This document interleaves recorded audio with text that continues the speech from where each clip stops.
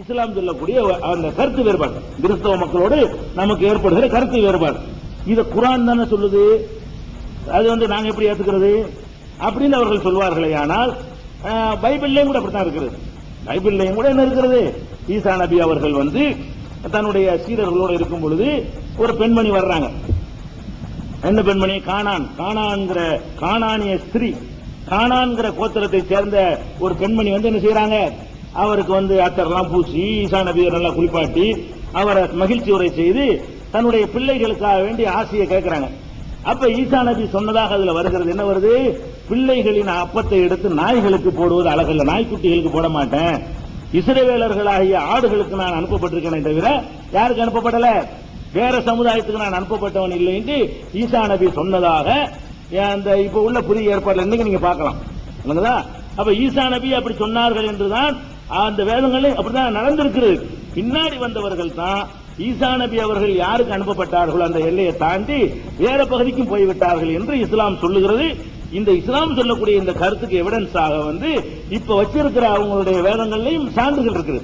எந்த வேதங்கள் வச்சிருக்கிறாங்களோ அதுலயே ஒரு ஆசி கேட்கும்போது உனக்கெல்லாம் தர முடியாது, நீ என்ன இஸ்ரவேல் சமுதாயமா, நீ கானான்கிற ஸ்திரீ, உனக்கு போயிட்டு நீ எப்படி என்ற வரலாம், நான் உனக்கு தூதர் கிடையாது, நான் உனக்கு வழிகாட்ட வந்த ஆள் கிடையாது, நான் இஸ்ரவேலர்களுடைய ஆடுகள், இஸ்ரவேலர்களாகிய ஆடுகளுக்குத்தான் நான் அனுப்பப்பட்டிருக்கிறேனே தவிர வேற நாய்க்குட்டிகளுக்கு நான் அனுப்பப்பட்டவன் இல்லையே என்றெல்லாம் அவர்கள் சொன்னதாக இருக்கிறதை பார்க்கும் பொழுது இந்த விஷயத்தில் நம்ம அந்த சமுதாயத்தோட நம்ம என்ன செய்யறோம், கருத்து வேறுபாடு, இஸ்லாம் கருத்து வேறுபாடு கொள்ளுது. இது ஒரு முக்கியமான விஷயம். அடுத்தது ஈசா நபி அவர்கள் விஷயத்துல கருத்து வேறுபாட்டுல அடுத்த மேட்டர் என்னன்னு கேட்டா, ஈசா நபி அவர்களுக்கு 11 சீடர்கள் இருந்தாங்க. அந்த அவங்க கருத்து பிரகாரம் இந்த 11 சீடர்கள்ல ஒரு சீடர் என்ன பண்ணிட்டாருன்னு கேட்டா காட்டி கொடுத்துட்டாரு. அந்த அவங்க நம்பிக்கை பிரகாரம் ஈசா நபி நினைச்சிட்டாரு, எதிரிகள் கொள்ளுவதற்கு வரும் பொழுது இவர் தான் ஈசா, யாரை கட்டி முத்தமிடுவானோ அவர் தான் கண்டுபிடிச்சிக்கணுங்க அப்படின்னு காசு வாங்கிட்டு, ரொம்ப காசுலாம் வாங்கலையா, 30 காசு தான், 30 வெள்ளி காசுக்கான்னு நினைச்சிட்டாரு. அதை வாங்கிட்டு அந்த சீடர் காட்டி கொடுத்துட்டாரு அப்படின்னு சொல்லுவாங்க. ஆனா இஸ்லாம் அதை மறுக்குது.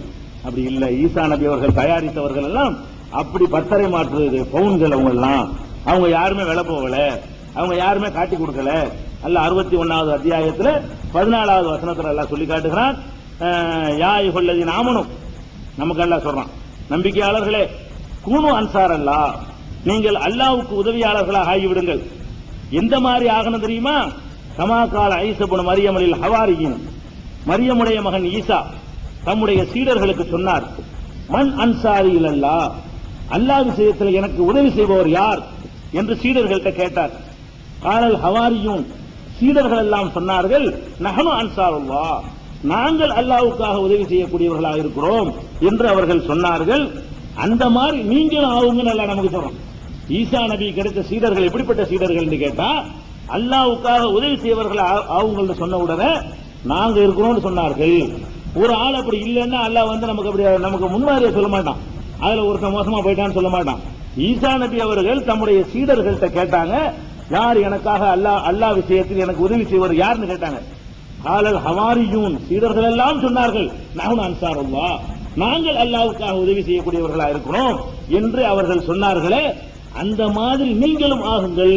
நமக்கெல்லாம் சொல்றான், நம்பிக்கையாளர்களே, மூமின்களே, முஸ்லிம்களே, நீங்கள் என்ன செய்யுங்க, ஈசா நபிக்கு எப்படி சீடர்கள் கிடைத்தார்களோ அந்த மாதிரி நபி ஸல்லல்லாஹு அலைஹி வஸல்லம் அவர்களுக்கு உதவி செய்யக்கூடியவர்களாக நீங்கள் மாறுங்கள் அல்லாஹ் சொல்றான்னு கேட்டா, அந்த மக்கள் நம்ம ஒரு ஆளு கூட காட்டி கொடுக்க கிடையாது, நம்ம நம்ப கூடாது, தப்பது. நம்ம இஸ்லாமிய நம்பிக்கை பிரகாரம் ஈசா நபி அவர்கள்ட்ட நேரடியாக பயிற்சி எடுத்த அந்த 11 எத்தனை சீடர்களோ 11 அவங்க சொல்றாங்க. இஸ்லாம் நம்பரை சொல்லல, ஆனா சீடர்கள் அத்தனை பேருமே நல்லவர்களா இருந்தாங்க. யாரும் காட்டி கொடுக்கிற அளவுக்கு, சீடர்கள் அளவுக்கு நெருக்கமான ஒரு இடத்தை பெற்றவர் ஒரு அற்பமான காசுக்காக காட்டி கொடுப்பாரா?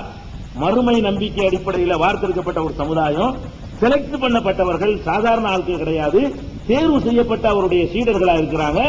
அவங்களுடைய உள்ளத்துல ஆழமான நம்பிக்கையை ஈசா நபி அவர்கள் விதைத்திருக்கும் பொழுது அவங்க போய் காட்டி கொடுத்தாங்க என்று சொல்ற விஷயத்தை குர்ஆன் மறுக்கிறது. அப்படி கிடையாது, தப்பா சொல்லிட்டு இருக்கிறீங்க, ஒருத்தர் அவரை காட்டிலாம் கொடுக்கல, எல்லாருமே சுத்தமான முறையில் உதவி செஞ்சாங்க, அந்த மாதிரி நீங்களும் நபிகள் நாயகத்துக்கு உதவி செய்யுங்க என்று புகழ்ந்து சொல்ற அளவுக்கு அந்த சீடர்களை திருமறை குர்ஆன் என்ன செய்யுது, எல்லாரையுமே புகழ்ந்து சொல்கிறது. ஒருவரையும் காட்டி கொடுத்தார்னு குர்ஆன் சொல்லவில்லை.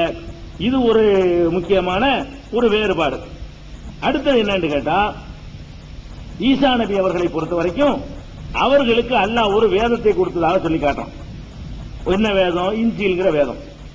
குர்ஆன்ல எடுத்து பாத்தீங்கன்னா ஈசா நபி அவர்களுக்கு இன்ஜீல்ங்கிற வேதத்தை கொடுத்தேங்கிற செய்தியை 3:48 நீங்க பார்க்கலாம், 5:46 பார்க்கலாம், 5:110 பார்க்கலாம், 57:27 பார்க்கலாம். இந்த வசனங்களை எல்லாம் ஈசா நபி அவர்களுக்கு அல்லாஹ் ஒரு வேதத்தை கொடுத்திருந்தான். அந்த வேதத்தின் அடிப்படையில் அவர் மக்களுக்கு போதனை செய்தார், மக்களை நல்வழிப்படுத்தினார். அதோடு சேர்த்து தௌராத்தையும் சொல்லி கொடுத்தார். தௌராத் என்பதே முந்தைய நபிமார்களுக்குள்ள வேதமா இருந்தாலும் அந்த வேதத்தையும் கற்றுக் கொடுத்து இவருக்கு புதுசாக இன்ஜீல் என்ற வேதத்தையும் அல்லாஹ் கொடுத்தான் என்ற விவரத்தை இந்த 4 வசனங்கள்ல நீங்கள் பார்க்கலாம். ஆனால் ஈசா நபிக்கு கொடுத்த வேதம் என்று ஏதாவது உலகத்தில் இருக்குதான்னு கேட்டா இல்ல. ஈசா நபிக்கு அல்லாஹ் வேதம் கொடுத்ததா சொல்றான் இல்லையா? வேதம்டா என்ன? ஈசா நபி அவர்கள் எந்த புஸ்தகத்தை அடிப்படையாக வைத்து மக்களுக்கு நல்வழிப்படுத்தினார்களோ அந்த புஸ்தகத்துக்கு பேர் தான் வேதம். அப்படி ஒரு வேதம் நமக்கு எப்படி குர்ஆன் இருக்கிறதோ, நம்ம முஸ்லீம்கள் நமக்கு குர்ஆன் இருக்கிறது, மூசா நபிக்கு தௌராத் இருந்தது, தாவூது நபிக்கு ஜபூர் இருந்தது, இன்னும் பல நபிமார்களுக்கு பெயர் சொல்லப்படாத பல வேதங்கள் இருந்தன. அந்த வேதங்களை வைத்துக் கொண்டு இப்படி அல்லாஹ் சொல்றான், இப்படி அல்லாஹ்விடம் கட்டளை வந்திருக்குது என்று மக்கள் நல்வழிப்படுத்துவாங்க. இப்படித்தான் எல்லா நபிமார்களும் செஞ்சாங்க. ஈசா நபி அவர்களும் அந்த மாதிரி தான் பண்ணியிருப்பாங்க. ஏன்னா இன்ஜீல் அல்லாஹ் வேதத்தை கொடுத்திருக்கிறான். அவங்களுக்கு அல்லாஹ் வேதத்தை கொடுத்திருந்தான்னு சொன்னா அந்த வேதம் எங்க? ஈசா நபி கொடுத்த வேதம் இப்ப யாருக்குமே இல்லை. இன்ஜீல் சொல்றமே ஈசா நபி கொடுத்த வேதம் கிடையாது. ஈசா நபியை பற்றி பின்னாடி வந்தவர்கள் எழுதின செய்திகள் தான் இருக்கிறது. ஈசா நபி அவர்கள் அங்க போனாங்க இங்க போனாங்கன்னு சொல்லி ஈசா நபியுடைய அதாவது சிலுவையில் அறையப்படுறாருன்னு சொல்றாங்க இல்லையா? அதுல நமக்கு கருத்து வேறுபாடு உண்டு. அது வரைக்கும் உள்ள, அதுக்கப்புறம் உயிர் தெழுந்தது வரைக்கும் உள்ள செய்திகளை பின்னாடி வந்தவர்கள் கேட்டு எழுதி கொண்டார்கள். அப்படிப்பட்ட நூல்கள் தான் இன்னைக்கு இருக்கே தவிர ஈசா நபிக்கு அல்லாஹ்ட்ட வந்துச்சு, இறைவன் அந்த வேதம் இப்ப யார்ட்டையாவது உலகத்தில் இருக்குதான்னு கேட்டா இல்ல. ஆனால் இஸ்லாம் சொல்லுது அவருக்கு இருக்குன்னு சொல்லி. இதை நீங்கள் இந்த புதிய ஏற்பாடுகளை படிச்சு பாத்தீங்கன்னு சொன்னா இயேசுநாதர் போனாரு, ஒவ்வொரு யூத ஆலயங்களுக்குள்ளே நுழைஞ்சாரு, நுழைந்து ராஜ்யத்தின் சுவிசேஷத்தை பிரசங்கித்தார் அப்படின்னு வரும். இயேசுநாதர் என்ன பண்றாரு? ஒவ்வொரு ஆலயத்திலையும் போய் ராஜ்யத்தின் சுவிசேஷத்தை பிரசங்கித்தார் அப்படின்னு சொல்லி இப்ப 4 சுவிசேஷக்காரர்களும் எழுதி வைத்திருக்கிறத நீங்க இன்னைக்கும் பார்க்கலாம். இன்றைக்கும் புதிய ஏற்பாட்டில் பார்க்கலாம். என்ன பார்க்கலாம்? இயேசுநாதர் ராஜ்யத்தின் சுவிசேஷம்னா ஒரு புஸ்தகம், ராஜ்யத்தின் சுவிசேஷம் ஒரு புஸ்தகத்தை தான் மக்களுக்கு பிரசங்கித்தார்னு சொல்லப்படுது. அவர் பிரசங்கித்தார்னு சொன்னா அந்த ராஜ்யத்தின் சுவிசேஷம் ஒரு புஸ்தகம் உலகத்தில் இருக்கணுமா இல்லையா? இல்ல. எந்த புஸ்தகத்தை அவர் மக்களுக்கு பிரசங்கித்தார் என்று அந்த அவருடைய வரலாற்றை எழுதிய மத்தேயு, மார்க்கு, லூக்கா, யோவான் போன்றவர்கள் சொல்லுகிறார்களோ அந்த ராஜ்யத்தின் சுவிசேஷம் என்பது எங்க இல்ல? உலகத்தில் யாரிடமும் இல்லை. அவர் எந்த புஸ்தகத்தை போதித்தாரோ, ஒரு புஸ்தகத்தை போதித்தார் என்று குர்ஆனும் சொல்லுகிறது. ஒரு புஸ்தகத்தை வைத்து மக்களுக்கு போதனை செய்தார் என்று இந்த 4 சுவிசேஷக்காரர்களும் சொல்கிறார்கள். மத்தேயு சொல்கிறாரு, மார்க்கு சொல்றாரு, லூக்கா சொல்றாரு, யோவான் சொல்றாரு. என்ன சொல்றாங்க? ராஜ்யத்தின் சுவிசேஷத்தை பிரசங்கித்தார்னு வருது. ஒரு புஸ்தகத்தை வச்சு மக்களுக்கு அறிவுரை சொன்னாரு. அவர் எந்த புஸ்தகத்தை வைத்து அறிவுரை சொன்னாரோ அந்த புஸ்தகம் இங்கேன்னா இல்ல, யாரிடமும் இல்லை. அவரை பற்றி மற்றவர்கள் எழுதின செய்திகள் தான். அவர் அங்க போனாரு, இங்க போனாரு, தூங்கினாரு, சாப்பிட்டாரு, எதிரிகள் மீன் கத்து கொடுத்தாரு, அப்படி செஞ்சாரு, சீடர்கள் கூட்டிட்டு போனாரு, படகுல ஏறினாரு, இப்படியான அவங்களுடைய சம்பவங்கள் புறாம சொல்றாங்க. அதெல்லாம் அவரை பற்றி பிந்தி வந்தவங்க இருந்த மேட்டர்கள். அவர் ஒரு புஸ்தகத்தை வச்சு ரசூல் ஸல்லல்லாஹு அலைஹி வஸல்லம் நபிகள் நாயகம் அவங்க குர்ஆனை வைத்து மக்களுக்கு போதித்தார்கள் நம்ம சொல்றோம். அந்த குர்ஆன் நம்ம இருக்கா இல்லையா? எந்த குர்ஆனை வைத்து நபிகள் நாயகம் மக்களுக்கு போதனை செஞ்சாங்களோ அந்த குர்ஆன் நம்மகிட்ட இருக்குது. நபிகள் நாயகத்தினுடைய செயல்களை அறிவிக்கிற ஹதீசுகள் நம்மகிட்ட இருக்குது. அவங்க அதை செஞ்சாங்க, இப்படி செஞ்சாங்க, இப்படி தக்பீர் கட்டினாங்க, இப்படி குனிஞ்சாங்க, இப்படி நிமிந்தாங்க, இப்படி சாப்பிட்டாங்க, இப்படி தூங்குனாங்க, இது மாதிரியான செய்திகளை சொல்லக்கூடிய ஹதீசுகளும் இருக்கிறது. ஆனால் இந்த 4 சுவிசேஷம் சொல்வதெல்லாம் ஏறக்குறைய ஹதீஸ் மாதிரி தான். ஈசா நபி அப்படி செஞ்சாங்க, இப்படி செஞ்சாங்கன்னு சொல்வதெல்லாம் ஹதீஸ் மாதிரி உள்ளதுதான். குர்ஆன் மாதிரி ஒரு வேதம் ஒன்று வச்சிருந்திருக்காருன்னு குர்ஆனும் சொல்லுகிறது, அவங்களுடைய அந்த சுவிசேஷக்காரர்களும் சொல்லுகிறார்கள். அப்படி ஒரு ராஜ்யத்தின் சுவிசேஷம் எதுவும் இருக்குதான்னு கேட்டா இல்ல. அந்த இன்ஜீல் என்பதுதான் நேமா ராஜ்யத்தின் சுவிசேஷமாக இருக்கக்கூடும். ஆனா அது உலகத்தில் இல்ல. இன்ஜீல்ங்கிற அந்த நூல் என்ன செய்யல, இப்போதைக்கு யாரிடமும் இல்லை. ஈசா நபி அவர்கள் எந்த புஸ்தகத்தை மக்களுக்கு போதித்தார்கள் என்று சொல்லப்படுகிறதோ அந்த ராஜ்யத்தின் சுவிசேஷம் என்ற புஸ்தகம் யார்கிட்டையும் இல்லை என்பது அடுத்து அவங்களுக்கு நமக்கு உள்ள ஒரு வேறுபாடு. வேதம் ஈசா நபிக்கு உள்ள வேதம் ஏதோ ஒரு யாரோ இடையில அதை மறைச்சிருக்கிறார்கள், எப்படியோ அது மிஸ் ஆயிருக்கிறது, அது எங்கேயோ இல்லாம போய்விட்டது. அது இருந்துச்சுன்னு சொன்னா கருத்து வேறுபாடு வராது. அது இருந்துச்சுன்னு சொன்னா இப்ப குர்ஆன் சொல்லுதுல அதுல உள்ளது மெய்ப்படுத்துன்னு சொல்லுது. இஞ்சில்ல உள்ள விஷயத்தை எது மெய்ப்படுத்துது? குர்ஆன் மெய்ப்படுத்துன்னு சொல்லுது. அப்ப அந்த இஞ்சில் நம்மளுக்கு நீ உலகத்துல கிடைச்சுன்னு சொன்னா அந்த இஞ்சிலையும் குர்ஆனையும் ஒப்பிட்டு பார்த்தோம்னு சொன்னா ஏறக்குறைய கொள்கைகள் எல்லாம் ஒரே மாதிரியா இருக்கும். சட்டத்திட்டங்கள்லாம் வித்தியாசம் இருக்குமே தவிர அடிப்படையான கொள்கைகள் எல்லாம் ஒரே மாதிரியா இருக்கிறது இன்னைக்கு நம்ம வெரிஃபை பண்ண முடியும். அது ஒரு முக்கியமான ஒரு மேட்ரு. அடுத்தது என்னன்னு கேட்டா ஈசா நபியுடைய வரலாறுல அறிந்து கொள்ள வேண்டிய அடுத்த விஷயம், ஈசா நபி அவர்கள் இஸ்ரவேல் சமுதாயத்திற்கு அனுப்பப்பட்டாலும் இஸ்ரவேல் சமுதாயத்தில் உள்ள பல சட்டங்களை அவர் மாற்றி அமைக்க வந்திருக்கிறார். ஏற்கனவே சொல்லியிருக்கிறார். இஸ்ரவேல் சமுதாயத்துக்கு ஈசா நபி வர்றாங்க. ஏற்கனவே தான் அவங்களுக்கு நபிமார்கள் வந்தாங்க, இவரையும் புதுசா வரணும்னு கேட்டா புதுசா சில வேலை செஞ்சாரு. மூசா நபி கொண்டு வந்த, அதுக்கு முந்தின நபிமார்கள் கொண்டு வந்த பல சட்டங்களை ஈசா நபியை கொண்டு அல்லாஹ் மாத்தினாங்கிறது எங்க இருக்குன்னு கேட்டா 3வது அத்தியாயத்துல 50வது வசனத்துல பார்க்கலாம். எப்படி வரும்னு கேட்டா முஸத்திகன் ஈசா நபி சொன்னாங்க, நான் மெய்ப்படுத்தக்கூடியவனாக வந்திருக்கிறேன். லிமா பைன யதைய மின தௌராத், எனக்கு முன்னால் வந்த தௌராத் என்ற வேதத்தை மெய்ப்பிக்க நான் வந்திருக்கிறேன். ஒலி உஹில்லலக்கும் பஅலல்லதி ஹுர்ரிம அலைக்கும், உங்களுக்கு ஹராமாக்கப்பட்ட சில விஷயங்களை ஹலாலாக்க வந்திருக்கிறேன். உங்களுக்கு ஏற்கனவே தடை செய்யப்பட்டிருந்த சில காரியங்களை அனுமதிக்கப்பட்டதாக ஆக்குவதற்கு நான் வந்திருக்கிறேன். ஒஜேத்துக்கும் பி ஆயத்தி மிர் ரப்பிக்கும், உங்கள் இறைவன் புறத்திலிருந்து நான் அற்புதங்களை வேறு கொண்டு வந்திருக்கிறேன். ஃபத்தகுல்லாஹ வஅதீஊன், அல்லாஹ்வுக்கு பயந்து எனக்கு கட்டுப்படுங்கள் என்று ஈசா நபி சொன்னதாக 3வது அத்தியாயம் 50வது வசனத்தில் இருக்கிறது. அப்ப ஈசா நபி அவர்கள் யூத சமுதாயத்தில் இருந்த முந்தைய பல சட்டங்களை மாற்றி அமைச்சாரு, இஸ்ரவேல் சமுதாயத்துக்கு மாற்றி அமைச்சார் என்பதையும் அந்த ஒரு விஷயத்தை தெரிந்து கொள்ள வேண்டியிருக்கிறது.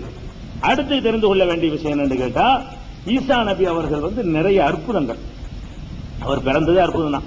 ஈசா நபி பிறந்ததே அற்புதம், அவர் குழந்தைகளை பேசினது அற்புதம். அது போக வேற சில அற்புதங்கள்லாம் அவர் செஞ்சதாக அல்லாஹ் சொல்லி காட்டுறான். அதெல்லாம் ரொம்ப அதிகப்படியான அற்புதம். அது மாதிரி எந்த நபியும் செஞ்சதாக சொல்ல முடியாது. அந்த அளவுக்கு ஈசா நபிக்கு என்ன பண்ணிட்டான், அல்லாஹ் அற்புதங்களை கொடுத்தது அல்லாஹ் ஒத்துக்கிறான். அற்புதம் கொடுத்ததுனால அல்லாஹ்வுடைய மகனாக மாட்டார், அது தனி விஷயம். அப்ப அற்புதங்களை அல்லாஹ் கொடுத்ததை சொல்லும் பொழுது என்னவெல்லாம் கொடுத்திருக்கிறான்னு கேட்டா 3வது அத்தியாயம் 49வது வசனத்திலையும் 5வது அத்தியாயம் 110வது வசனத்தை எடுத்து பார்த்தீங்கன்னா ஈசா நபிக்கு கொடுத்த அற்புதங்களுடைய பட்டியல்லாம் வருது. என்ன பட்டியல் வருது? இன்னி அகுலகுலக்கும் என தீனி ஹையத்தி தயர், நான் களிமண்ண பறவை போன்று ஒரு வடிவத்தை தயார் செய்வேன். ஈசா நபி அந்த மக்கள்கிட்ட சொல்றாங்க, இந்த பார்ப்பன அல்லாஹ்வுடைய தூதர் நம்ப மாட்டேங்கிறியா? நம்ப என்ன ப்ரூஃப் தர்றேன், ஆதாரம் தர்றேன், வாங்கிக்க. என்ன ஆதாரம்? களிமண்ல நான் ஒரு பறவை போல செய்வேன், செஞ்சிட்டு அன்புகு பீகி பூண்டு ஊதுவேன். களிமண்ணுல ஒரு சிட்டுக்குருவி, ஒரு புறா, ஒரு கிளி, ஒரு கொக்கு என்ன செஞ்சிட்டு பறவையை செய்துவிட்டு நான் அதிலே ஊதுவேன். ஊதிய உடனே பயக்கூணு தயிரம் இதுனில்லா, அல்லாஹ்வுடைய கட்டளைப்படி அது பறவையாகவே மாறிவிடும். இப்ப என்னைய தூதர் ஏத்துக்கிறியா? அவர் கேட்கிறாரு போய், நான் அல்லாஹ்வுடைய தூதர் நான் சொல்றேன், மனுஷன் எப்படி தூதரா வர முடியும் நீ நினைக்கிற? அதுக்கு ஆதாரம் வேணும்னு சொன்னா களிமண்ணை கொண்டு வா, உருட்டி பறவை மாதிரி செஞ்சு ஊதி பறக்க வைக்கணும், போய் ஒத்துக்கிறியா அப்படின்னு கேட்டார். ஈசா நபி கேட்டதாக அல்லாஹ் சொல்லி காட்டுறான். உபரி உள் அக்குமாக உள்ள அபரச, பிறவி குருடு. பிறவி குருடுங்கிறத குணப்படுத்த முடியாது. எனக்கு ஆல்ரெடி பார்வை இருந்து போயிடுச்சுன்னு சொன்னா வேற ஒரு ஆள் கண்ணை வைக்கலாம். ஏன்னா பாக்குறதுக்கான நரம்புகள்லாம் என்கிட்ட இருந்துகிட்டு இருக்கு, கண்ணு தான் டேமேஜ் ஆகி போச்சு. அந்த நரம்பு கனெக்ஷன் சப்ளை எல்லாம் இருக்கிறதுனால என்னுடைய கண்ணு ஒரு விபத்துல போயிடுச்சுன்னு வைங்க, இன்னொரு ஆள் கண்ணை எடுத்து என்ன செய்யலாம், வைக்கலாம். அல்ல கண்ணுடைய நரம்புகள் ஏதாவது பாதிக்கப்பட்டு போச்சு, அது மாதிரி ஏதாவது பிரச்சனை ஏற்பட்டு போச்சுன்னு சொன்னா கூட ஒரு ஆளுடைய கண்ணை எடுத்து இன்னொரு ஆளுக்கு வச்சு பார்க்க வைக்க முடியும். அது இன்னைக்கு எல்லாரும் செஞ்சுட்டு இருக்கிறாங்க. பிறக்கும் போதே குருடனா பிறக்கிறான்னு வைங்க, அவனுக்கு ஒண்ணும் செய்ய முடியாது. பிறக்கும் போதே குருடனா இருந்தா செக்ஷனை அந்த டிபார்ட்மெண்ட் அங்க இல்லைன்னு இருக்கும். கண்ணு வேலை செய்யக்கூடிய டிபார்ட்மெண்ட் அங்க கிடையாது. அப்ப அவங்க கண்ணு வேலை செய்ய, எந்த கண்ணை வச்சாலும் வேலை செய்யாது. ஈசா நபியை பொறுத்த வரைக்கும் என்ன பண்றாங்கன்னு கேட்டா, அவங்க பிறவி கூட கொண்டு வாப்பா, பிறக்கும் போது குருடனா இருந்தால நான் அல்லாஹ்ட்ட இருந்து பர்மிஷன் வாங்கி நான் போய் பார்வை வைக்கிறேன், அப்போ நீ அல்லாஹ்வுடைய தூதர்னு ஒத்துக்க. அல்லாஹ்வுடைய தூதர் எதுக்கு செய்யறாங்கன்னு தன்னை அல்லாஹ்வாக்குறது செய்யல. அல்லாஹ்வுடைய தூதர்னு சொல்லும் போது மக்கள் நம்ப மாட்டாங்க. எப்படி நான் நம்புறது? நீ எங்களை மாதிரி சாப்பிடுற, எங்களை மாதிரி குடிக்கிற, நீ உன்னை எப்படிப்பா நாங்க அல்லாஹ்வுடைய தூதர் ஒத்துக்கிறதுன்னு கேட்பாங்க இல்லையா? அதுக்காக வேண்டி என்ன செய்யறாங்கன்னு கேட்டா, ஒவ்வொரு அக்குமக உள்ள அபரச பிறவி குருடை நான் குணப்படுத்துகிறேன். வெண் குஷ்டம் இருக்குல்ல, வெண் குஷ்டம், வெண் குஷ்டம்னா வெள்ளை வெள்ளையன்னு போயிருடைய வெளுத்து போயிருக்கும் குஷ்டம். அது அந்த வெண் குஷ்டத்தையும் நான் என்ன செய்யறேன்? நீக்குகிறேன். உஹியில் மௌத்தா இறந்தவர்களை கூட நான் உயிர்ப்பிக்கிறேன். இது எல்லாம் அல்லாஹ்ட்ட பர்மிஷன் வாங்கி இவரும் நினைக்கும் போது செய்ய முடியாது. யாரெல்லாம் இந்த மாதிரி கேட்கறாங்க, இறை தூதர் நம்ப மாட்டேங்கிறாங்க. ஒரு செத்து போனால உயிராக்குறதுக்கு ஏதாவது பர்மிஷனை கொடுன்னு கேட்பாரு. அல்ல போ தைரியமா அவர் செய்யும் போது செய்ய முடியாது, நினைக்கும் போது செய்ய முடியாது. அதான் இது இல்லான்னு சேர்த்துக்கிறார் அவர். அல்லாஹ்விடத்தில் அனுமதி வாங்கி நான் இறந்து போனவர்களை உயிர்ப்பிக்கிறேன், வெண்குஷ்டத்தை நீக்குகிறேன், பிறவி குருட நான் குணமாக்குகிறேன், பறவை வடிவத்தில் களிமண்ணால் செய்து அதை பறவையாகவே ஆக்கு அனுமதி வாங்கி நான் இறந்து போனவர்களை உயிர்ப்பிக்கிறேன், வெண்குஷ்டத்தை நீக்குகிறேன், பிறவி குருட நான் குணமாக்குகிறேன், பறவை வடிவத்தில் களிமண்ணால் செய்து அதை பறவையாகவே ஆக்குகிறேன். எல்லாமே அல்லாஹ்வுடைய அனுமதியை கொண்டு செய்கிறேன். இதெல்லாம் அவர் செஞ்ச அற்புதங்கள். ஒவ்வொரு நபியுக்கும் பிமா தாக்குலூன் உமா தத்தகிரூன ஃபீ புயூத்திக்கும். ஒரு ஆள் வருவார், நீ இப்ப என்ன சாப்பிட்டு வந்தேன்னு சொல்லட்டுமா? அதை நான் சொல்லுவேன். அவர் சொல்றார், ஒவ்வொரு நபியுக்கும் பிமா தாக்குலூன, நீங்கள் எதை சாப்பிட்டீர்களோ அதை நான் உங்களுக்கு சொல்லுவேன். உமா தத்தகிரூன, எதை மிச்சம் வச்சிருக்கல வீட்டில் அதையும் சொல்லுவேன். ஃபீ புயூத்திக்கும், உங்கள் வீட்டில் நீ இப்ப ஒரு கிலோ கறி வாங்கினீங்க, அதுல 3/4 கிலோ சாப்பிட்டாச்சு, 4 கிலோ வீட்டுல இருக்குது, அதுதான் ரெண்டையும் சொல்லுவார் அவரு. நீ தின்றதையும் சொல்லுவேன், மிச்சம் வச்சுக்கிறேன் சொல்லுவேங்கிறாரு. நீ தின்னுட்டு வந்திருக்கிற நான் சொல்லுவேன். தாக்குழுன தத்தகிருவன உபயோகிக்கும், உங்கள் வீடுகள்ல நீங்கள் மிச்சம் வச்சுக்கிறது நான் சொல்லுவேன். சாப்பிட்டு வந்திருக்கீங்களே அதையும் நான் சொல்லிவிடுவேன். அதையும் அல்லாஹ்வுடைய அனுமதியை கொண்டுதான் சொல்லுவேன். இன்ன ஃபீ ذلك ஆயத்தல்லக்கும், இதுல நிறைய உங்களுக்கு சான்று இருக்குப்பா. இதுக்கு மேலே சான்று கேட்கறீங்க. இன்குன்தும் மூமினீன், நீங்க நம்புற ஆட்களா இருந்தா இதுல பெரிய அத்தாட்சி இருக்குப்பா, பிறகு என்னப்பா என்னை தூதர் ஏத்துக்கிற வேண்டியானப்பா அப்படின்னு அவர் சொன்னதாக 3வது அத்தியாயத்துல 49வது வசனத்துல இவ்வளவு செய்திகளும் இருக்கிறது. அதே மாதிரி என்ன இருக்குன்னா 5வது அத்தியாயத்துல 110வது வசனத்துல அல்லாஹ் சொல்லி காட்டுறான், துகல்லி முன்னா. இதுல அல்லாஹ்வே அவர்கிட்ட சொன்னதா வருது. 3:49 எப்படி வருதுன்னு கேட்டா, அவர் போய் மக்கள்கிட்ட சொன்னதா வருது. நான் அதை செய்வேன், நான் இது செய்வேன் அவர் சொல்றாரு. 5:110 எப்படி வருதுன்னு கேட்டா, நீ இது செய்வே, நீ இது செய்வே அல்ல அவர்கிட்ட சொல்றான். எப்படி சொல்றான்னு கேட்டா, துகல்லி முன்னாஸ ஃபில் மஹதி வ கஹலா, நீ குழந்தையா இருக்கும் போதும் இளமை பருவத்திலையும் மக்கள்கிட்ட பேசுறாய், அது ஒரு அத்தாட்சி. இது அல்லம் துக்கல் கிதாப ஒல் ஹிக்மத ஒ தௌராத்த ஒல் இஞ்சில், உனக்கு நான் வேதத்தை கற்றுக் கொடுத்திருக்கிறேன், ஞானத்தை தந்திருக்கிறேன், தௌராத்தை கற்றுக் கொடுத்திருக்கிறேன், இஞ்சில கற்றுக் கொடுத்திருக்கிறேன். அடுத்த கிஃப்ட், அதுக்கு அடுத்த கிஃப்ட் என்னன்னு கேட்டா, இது தகுலுக்கு மின தீனிக்க ஹையத்தி தைரி, பறவை வடிவத்திலே நீ ஒரு களிமண்ணால் செய்வாய். இது நீ அனுமதி வாங்கி, அதை சொல்றாங்க, என்னிடத்தில் அனுமதி வாங்கி பறவை வடிவத்தில் நீ களிமண்ணால் செய்வாய். தன்புகு பீகா, அதுல நீ ஊதுவாய். தக்கூணு தயிரம் இது நீ என்னுடைய அனுமதியை கொண்டு அது பறவையாக மாறும். அந்த கிஃப்ட உனக்கு தந்திருந்தேன். ஒரு துபரிவுல் அக்கமாக வல்ல அபரச, வெண்குஷ்டம் பிறவி குருடு என்ற நோயை நீ நீக்குவாய். இது நீ அதுவும் என்னுடைய அனுமதியை கொண்டுதான். ஒவ்வொருத்தரும் திருப்பி திருப்பி இது நீ என் பர்மிஷன் வாங்கி நினைக்கும் போது செய்ய முடியாது. நீ என்கிட்ட கேட்டுக்கணும், நான் எஸ்னா நீ செய்யலாம். இது நீ என்னிடத்துல பர்மிஷன் வாங்கி அதையும் செய்வாய். துகுருஜில் மௌத்தாபி, இது நீ இறந்து போனவர்களை கூட என்னிடத்தில் அனுமதி வாங்கி நீ உயிர்ப்பிப்பாய், அதையும் என்னிடத்துல அனுமதி வாங்குவாய் என்று அடுத்தெல்லாம் சொல்லி காட்டுறான். இதெல்லாம் உனக்கு நான் செஞ்சிருந்தேன் அப்படின்னு சொல்லிட்டு, இதெல்லாம் ஈசா நபிக்கு செய்த ஒரு அற்புதம். அது போக ஈசா நபிக்கு கொடுத்த இன்னொரு முக்கியமான சிறப்பு என்னன்னு கேட்டா, ரூஹுல் குதுஸ், பரிசுத்த ஆவி. இது ஜிப்ரீல் அலைஹிஸ்ஸலாத்துக்கு பேர். ஜிப்ரீல் என்ற வானவருக்கு என்ன பேரு? ரூஹ் என்றவருக்கு ஒரு பேரு, ரூஹுல் அமீன் என்று ஒரு பேரு, ரூஹுல் குதுஸ் என்று அவருக்கு பேரு. குர்ஆன்ல வெறும் ரூஹுன்னு அவர் சொல்றான், தன்சலுல் மலாயிகத்து ஒரு ரூஹ், வானவர்களும் இறங்குவார்கள், ரூஹும் இறங்குவார். ஜிப்ரீல் அல்லாஹ் அப்படி சொல்லி காட்டுறான். இன்னொரு இடத்துல அல்லாஹ் சொல்லி காட்டுறான், நஸல பிஹி ரூஹுல் அமீன், நம்பிக்கைக்குரிய ரூஹ் இந்த குர்ஆனை உமக்கு இறக்கினார். அலா கல்பிக்க, உங்களுடைய உள்ளத்துல யார் இறக்கினார்னு கேட்டா, நஸல பிஹி ரூஹுல் அமீன், ரூஹுல் அமீன் ஆகிய நம்பிக்கைக்குரிய ரூஹ், உயிர் ஆவி அப்படின்னு சொல்லி அவருக்கு இன்னொரு பேர் இருக்கிறது. அடுத்த ஒரு பேர் என்னன்னு கேட்டா, ரூஹுல் குதுஸ், பரிசுத்தமான ரூஹு. ஏன்னா மனிதனுடைய ரூஹு பரிசுத்தம்னு சொல்ல முடியாது, வானவர்களுடைய ரூஹ் பரிசுத்தம், அதுல ஒரு பேரவும் ஆக்கிட்டான்ல ஜிப்ரீலுக்கு. இவருக்கு கொடுத்த அடுத்த கிஃப்ட் என்னன்னு கேட்டா, ஜிப்ரீல் அலைஹிஸ்ஸலாம் அவர்களை அவரோடவே அல்லாஹ் கூடவே வச்சிருக்கான் பாதுகாப்புக்கு. ஜிப்ரீல் அலைஹிஸ்ஸலாம் வந்து வஹியை கொண்டு வருவாங்க இல்லையா, அந்த வேலை செய்யற ஜிப்ரீல் அலைஹிஸ்ஸலாத்தை என்ன பண்ணிவிட்டான் அல்லாஹ், அவரை கொண்டு இவரை பலப்படுத்தினேங்கிறான். யாராவது கை வச்சா அவர் தொலைச்சு விடுவார். ஈசா நபி கொல்லப்படுதுன்னு அதனால நம்ம சொல்றோம். அல்லாஹ்வுடைய நேர அது ஈசா நபி கொல்லப்பட்டாங்களா இறந்துட்டாங்களாங்கிற மாதிரி நம்ம கடைசியா எடுத்துக்கிறோம், இந்த தொடர்ல வரும். இப்ப தெரிஞ்சுக்கிறது என்னன்னு கேட்டா, அல்லாஹ் அப்படி சொல்லி காட்டுறான். எப்படி சொல்றான்னு கேட்டா,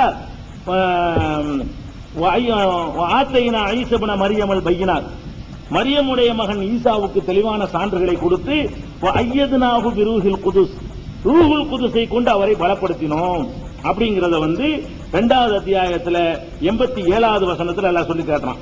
அதே 2வது அத்தியாயத்துல பக்ராவுல 253வது வசனத்துல ஆத்தைனா ஈசா மரியமல் பையினாத் ஐயதுனாஹு பிரூஹில் குதுஸ் என்ற அதே வாசகத்தை அல்லாஹ் சொல்லி காட்டுகிறான். 5வது அத்தியாயம் 110வது வசனத்துல அல்லாஹ் சொல்லி காட்டுறான், இது ஐயத்துக்க பிரூஹில் குதுஸ், பரிசுத்தமான ரூஹை கொண்டு உன்னை நான் பலப்படுத்தினேன் அப்படிங்கறத வந்து அல்லாஹ் அங்கேயும் சொல்லி காட்டுகிறான். அப்ப ஜிப்ரீல் அலைஹிஸ்ஸலாம் அவர்களை வந்து அவருடைய மெய்க்காவலராகவே அல்லாஹ் அனுப்பி வச்சிருந்தான். அவர் மேல யாரும் கை வைக்காம அவருக்கு எல்லா நேரத்திலையும் பாதுகாக்கக்கூடியவராக ஒரு வானவரையும் அல்லாஹ் யாருக்கு இப்படி செய்யல, எந்த ஒரு இறை தூதருக்கு அப்படி செய்யல. அடிச்சுட்டு போயிடலாம், எந்த தூதரையும் உதச்சா உதச்சு போடலாம், கொல்ல கூட செய்யலாம். எத்தனையோ தூதர்களை வந்து கொண்டு இருக்கிறாங்க. ஈசா நபிக்கு அல்லாஹ் என்ன சிறப்பு கொடுத்தான்னு கேட்டா, கூடவே ஒரு ஜிப்ரீல கூடவே அனுப்பிட்டான். வானவர் கிட்ட இருக்கும்போது ஒருத்தரும் கைய வைக்க முடியாது, பிரட்டி விட்டு போயிருவார். ஜிப்ரீல் அலைஹிஸ்ஸலாம் வந்து அப்படி இந்த பூமியை தலைகளை பிரட்டி இருக்கிறாங்க, அந்த லூத் நபியுடைய சமுதாயத்தை அழிக்கிறதுக்காக வேண்டி. அந்த மாதிரியான ஒரு ஆள் கூடவே இருந்தாங்க என்று சொல்வதில் இருந்து அந்த எதிரிகள் அவரை கொண்டு விட்டாங்கிறதுலாம் அல்லாஹ் மறுக்கிறான். கூடவே நம்ம ஆளை போட்டு வச்சிருந்தோம், அவருக்கு பாதுகாப்பாக அவரை ஜிப்ரீலை நம்ம போட்டு வச்சிருந்தோம் என்ற விவரத்தையும் அல்லாஹ் வந்து சொல்றான். இது அவருடைய வரலாறுல தெரிந்து கொள்ள வேண்டிய இன்னொரு மேட்ரு. அதுக்கடுத்து என்னன்னு கேட்டா, ஈசா அலைஹிஸ்ஸலாம் அவர்களுக்கு வந்து இன்னொரு சிறப்பு ஒன்று கொடுத்திருந்தான். என்ன சிறப்புன்னு கேட்டா, ஈசா அலைஹிஸ்ஸலாமுடைய அந்த சீடர்கள், நல்ல மக்கள், அந்த நல்ல சீடர்கள் என்ன கேட்கிறாங்கன்னு கேட்டா, ஈசாவே இந்த மாதிரி இறைவன் வந்து வானத்திலிருந்து ஏதாவது உணவு இறக்கணும் நல்லா இருக்குமே, அப்படி செய்வானா, நமக்கு செஞ்சு தருவானா அல்ல அப்படின்னு அந்த சீடர்கள் வந்து ஈசா நபிட்ட கேட்கிறாங்க. ஏன்னா அவர் என்னென்னமோ பண்ணி காட்டுறாரு, அதனால வந்து கேட்கிறாங்க. இது காலல் ஹவாரியூன, ஈசா நபியுடைய சீடர்கள் கேட்டார்கள், யா ஈசா இப்னு மரியம், மரியமுடைய மகன் ஈசாவே, ஹல் யஸ்ததீஉ ரப்புக ஐயு நஸில அலைனா மாயிதத்தம் மினஸ் ஸமா, வானத்திலிருந்து ஒரு உணவு தட்டை உணவோடு இறக்குவதற்கு இறைவனுக்கு முடியுமா என்று சீடர்கள் கேட்டார்கள். அப்ப ஈசா நபி கோபப்பட்டு சொல்றாங்க, என்ன முடியுமா நினைக்கிறீங்க, இத்தகுல்லா, அல்லாஹ்வை பயந்துக்கிறீங்க, இன் குன்தும் முஃமினீன், நீங்கள் நம்பிக்கை கொண்டவர்களாக இருந்தால் அல்லாஹ்வை பயந்து கொள்ளுங்கள் என்று அவர் சொல்றாரு. உடனே அவங்க சொல்றாங்க, நம்பிக்கையெல்லாம் இல்லாம எல்லாம் இல்ல, அவங்க சொல்றாங்க, நுரீது அன் மின்ஹா ஒன் அத்துமையின்ன குலூபுனா, நாங்க அதை சாப்பிட்டு ருசி பார்க்கறதுக்காக வேண்டியும் அல்லாஹ்விலிருந்து வந்த உணவை எப்படி டேஸ்ட் பார்க்கணும், அதை நாங்க விரும்புகிறோம். உன் அத்துமையின்ன குலூபுனா, எங்களுடைய உள்ளங்கள் அமைதி பெறணும், அல்லாஹ் கண்டிப்பா செய்வான் அப்படின்னு நிம்மதி பெறணும் என்பதற்காக வேண்டியும், சதக்தனா, நீங்கள் கூறுவது உண்மைதான் என்பதை சந்தேகமாக நாங்கள் அறிந்து கொள்ள வேண்டும் என்பதற்காக வேண்டியும், நக்கூன அலைஹா மினஷாஹிதீன், அதற்கு சாட்சியாளர்களாக நாங்கள் ஆக வேண்டும் என்பதற்காக வேண்டியும் இதை கேட்கணும். எப்படியாவது ஒரு உணவு தட்டை வந்து இறக்கிருங்க அப்படின்னு கேட்ட உடனே ஈசா அலைஹிஸ்ஸலாம் சொல்றாங்க, கால ஈசா இப்னு மரியம், உடனே ஈசா அலைஹிஸ்ஸலாம் சொன்னார்கள், அல்லாஹும்ம இறைவா, ரப்பனா எங்கள் ரட்சகா, அன்சில் அலைனா மாயிதத்தம் மினஸ் ஸமா, வானத்திலிருந்து எங்களுக்கு ஒரு உணவு தட்டை இறக்கி வை அப்படின்னு கேட்டாங்க. அவங்களுக்கு சுயமா சக்தி இல்லைன்னு வழங்குது. அப்படியே வந்தா இந்த கொண்டு வர மந்திரம் போடலவர், அவங்க வந்து தோழர்கள் சீடர்கள் கேட்ட உடனே அல்லாஹ்விடத்துல பிரார்த்தனை பண்றாங்க, தக்கூனுலனா ஐதன் லி அவ்வலினா வாஹிரினா, எங்களில் உள்ள முதலாமவருக்கும் எங்களில் கடைசியானவருக்கும் அது ஒரு திருநாளாக அமையும். நீ எங்களுக்கு ஒரு உணவு தட்டை இறக்கி வச்சேன்னு சொன்னா அது எங்களுக்கு ஒரு பண்டிகையா நாங்க ஆக்கிக்கிடுவோம் அப்படின்னு ஈசா அலைஹிஸ்ஸலாம் அவர்கள் அல்லாஹ்ட்ட பிரார்த்தனை பண்ணி வருசுகுணா எங்களுக்கு ரிஸ்க் கொடு என்று கேட்டார்கள். உடனே அல்லாஹ் என்ன இறக்கிறான், நான் இறக்குகிறேன். இறக்கின பிறகு யாராவது நிராகரிச்சு போனீங்கன்னு சொன்னா உலகத்துல யாரையும் தண்டிக்காத அளவுக்கு தண்டிப்பவங்கள அப்படிங்கிற நிபந்தனையோட அந்த உணவு தட்டை எல்லாம் இறக்கி வைத்தாங்கிற விஷயத்தை 5வது அத்தியாயம் 115வது வசனத்துல பாக்குறோம். இதுவும் ஈசா நபியை கொடுத்து ஒரு அற்புதம், ஈசா நபிக்கு அல்லாஹ் கொடுத்த அற்புதம், வானிலிருந்து உணவு தட்டு கொடுத்தது. அதனால அந்த அத்தியாயத்துக்கு உங்களுக்கு பேர் உணவு தட்டுன்னு பேரு. 5வது அத்தியாயம் இருக்குது மாயிதா, மாயிதாண்டா உணவு தட்டுன்னு அர்த்தம். இந்த உணவு தட்டை இறக்க சொல்லி அவங்க கேட்டதுனால அல்லாஹ் உணவு தட்டை இறக்குனதுனால அந்த செய்தி அந்த அத்தியாயத்துல 115வது வசனத்துல இடம்பெற காரணத்தினால அந்த அத்தியாயத்துக்கு என்ன பேரு?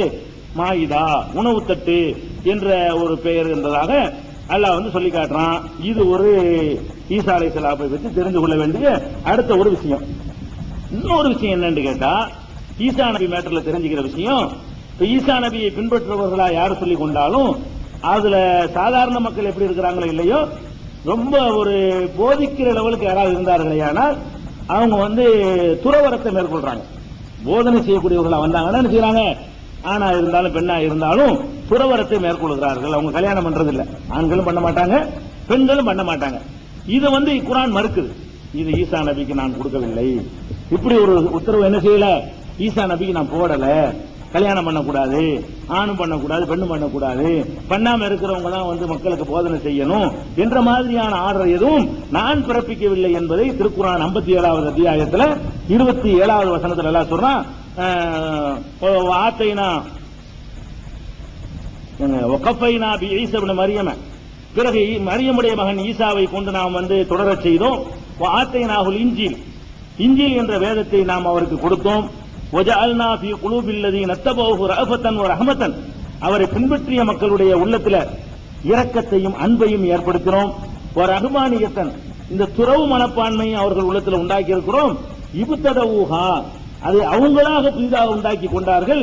மா கதபுனாஹ அலைஹிம், அதை அவர்கள் மீது நாம் விதியாக்கவில்லை. இந்த துறவுங்கிறத அவங்களா தானா உருவாக்கி கொண்டார்களே தவிர நாம் அவர்களுக்கு விதியாக்கவில்லை.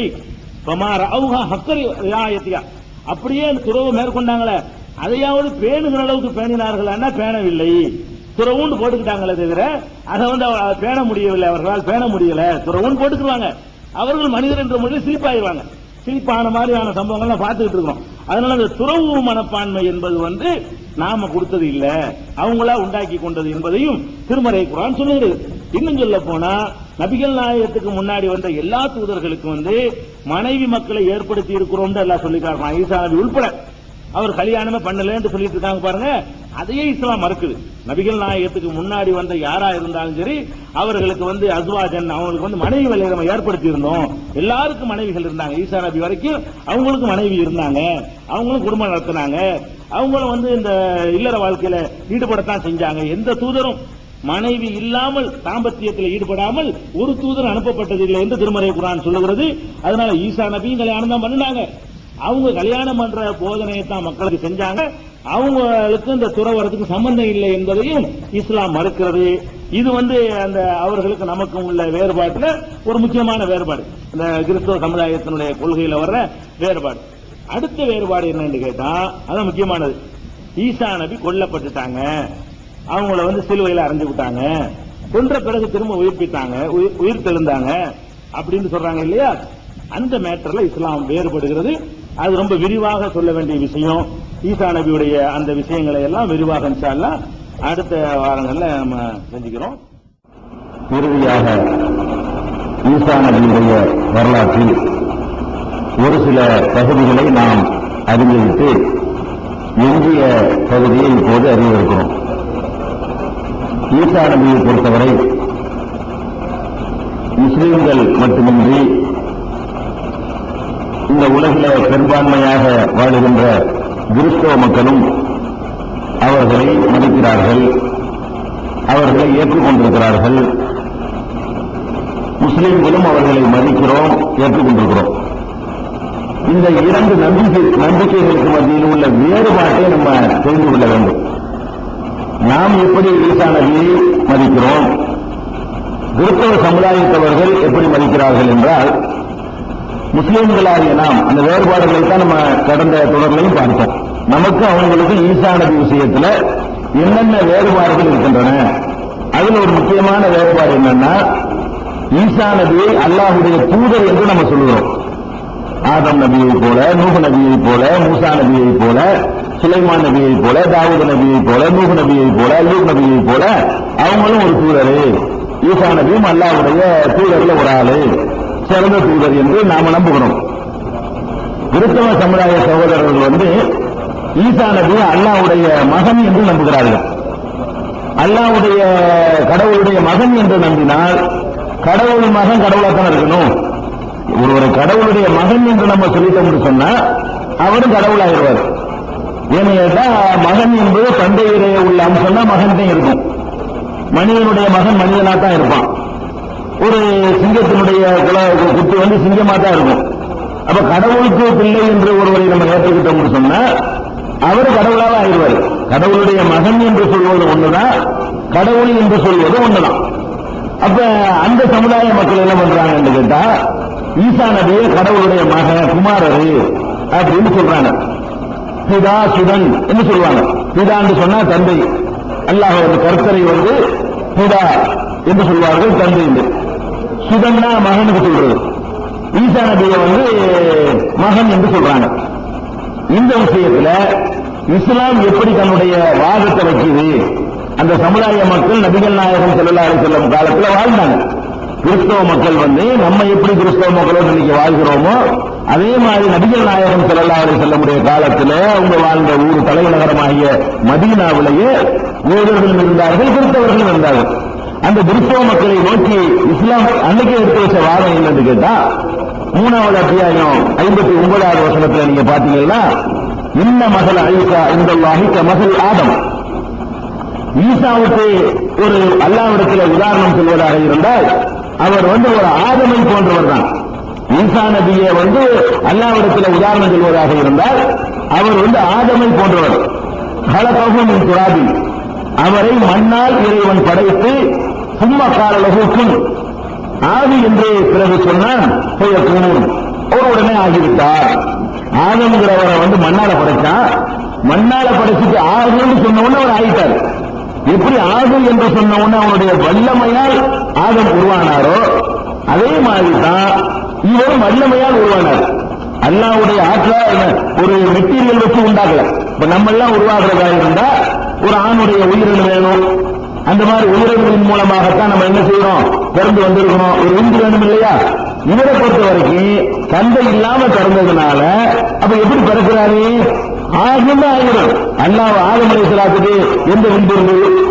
ஆதம் அலைஹிஸ்ஸலாம் படைக்கப்படுவதற்கு எந்த தகப்பனாருடைய உயிரினம் உள்ள ஒரு பிறந்தாரு? ஒண்ணுமே இல்லாம மண்ணில இருந்தே உண்டாக்க முடிஞ்ச அல்லாஹ்வுக்கு வந்து ஒண்ணுமே இல்லாம உண்டாக்க முடியும். மண்ணிலிருந்து எப்படி ஆதம் அலைஹிஸ்ஸலாத்தை வந்து மண்ணில் ஏதாவது உயிரினம் இருக்குதா, அதுல ஜீவன் இருக்கா, ஏறி வர முடியுமா? மண்ணிலிருந்து வர முடியாது. வர முடியாத மண்ணிலிருந்து அல்லாஹ் எப்படி ஆதமை படைத்திருக்கிறானோ அந்த மாதிரி நீங்க இயேசுவை நம்பணும். ஈசாவை நீங்க அல்லாஹ்வுடைய மகன் சொல்றதா இருந்தா ஆதமே நீங்க சொல்லி ஆகணும். ஆதம் ஈசாவுக்காவது தாயார் இருந்தாங்க, இவருக்கு அதுவும் இல்லை. இயேசுநாதருக்காவது என்ன இருந்தாங்க? தகப்பனார் தான் இல்லையே தவிர அவங்களுக்கு ஒரு தாயார் இருந்தாங்க. மனிதர்கள் மாதிரியே கருப்பையில் அவங்க வந்து சுமக்கப்பட்டார்கள். மனிதர்கள் மாதிரியே அதை இருக்க எப்படி பிரசவிப்பாங்களோ, பெற்றெடுப்பார்களோ, பிறப்பார்களோ அதே மாதிரி ஈசா நபியும் பிறந்திருக்கிறாங்க. ஆனா ஆதம் அலைஹிஸ்ஸலாத்தை எடுத்துக்கிட்டீங்கன்னா அது கூட இல்லை. எந்த கருவையும் அவர் இருக்கல. அவ மனிதனுடைய சாயலை வாடையே இல்லாமல் உருவானவர் இருக்கார் பாருங்க ஆதம் அலைஹிஸ்ஸலாம். அவரை வேண்டா நீங்க மகன் சொல்றது கொஞ்சமாச்சு அதிக சார்ந்து இருக்கிறத யோசனை சொல்ல முடியாது. தாய் இருக்கிற வாப்பாதான் எம்மா இருக்காங்கல்ல, தகப்பன் தான் இல்லையே தவிர தாயின்னு ஒண்ணு அவங்களுக்கு தேவைப்படுது. மற்றவர்கள் வளர்ற மாதிரி தாயுடைய கருவறையில் அவர் வளர வேண்டியிருக்குன்னு சொல்லி அல்லாஹ் அந்த மக்களுக்கு விளங்குறதா சொல்றான். எங்க ஆதாம் இருக்காரு, நீங்க என்ன கற்றுக்கிட்டு இருக்கிறீங்க? அவருக்கு வந்து தகப்பனும் இல்லை தாயும் இல்லையே, ஒரு மண்ணால செஞ்சு ஆகின்றோன்னு ஆகியிருக்கிறாரு.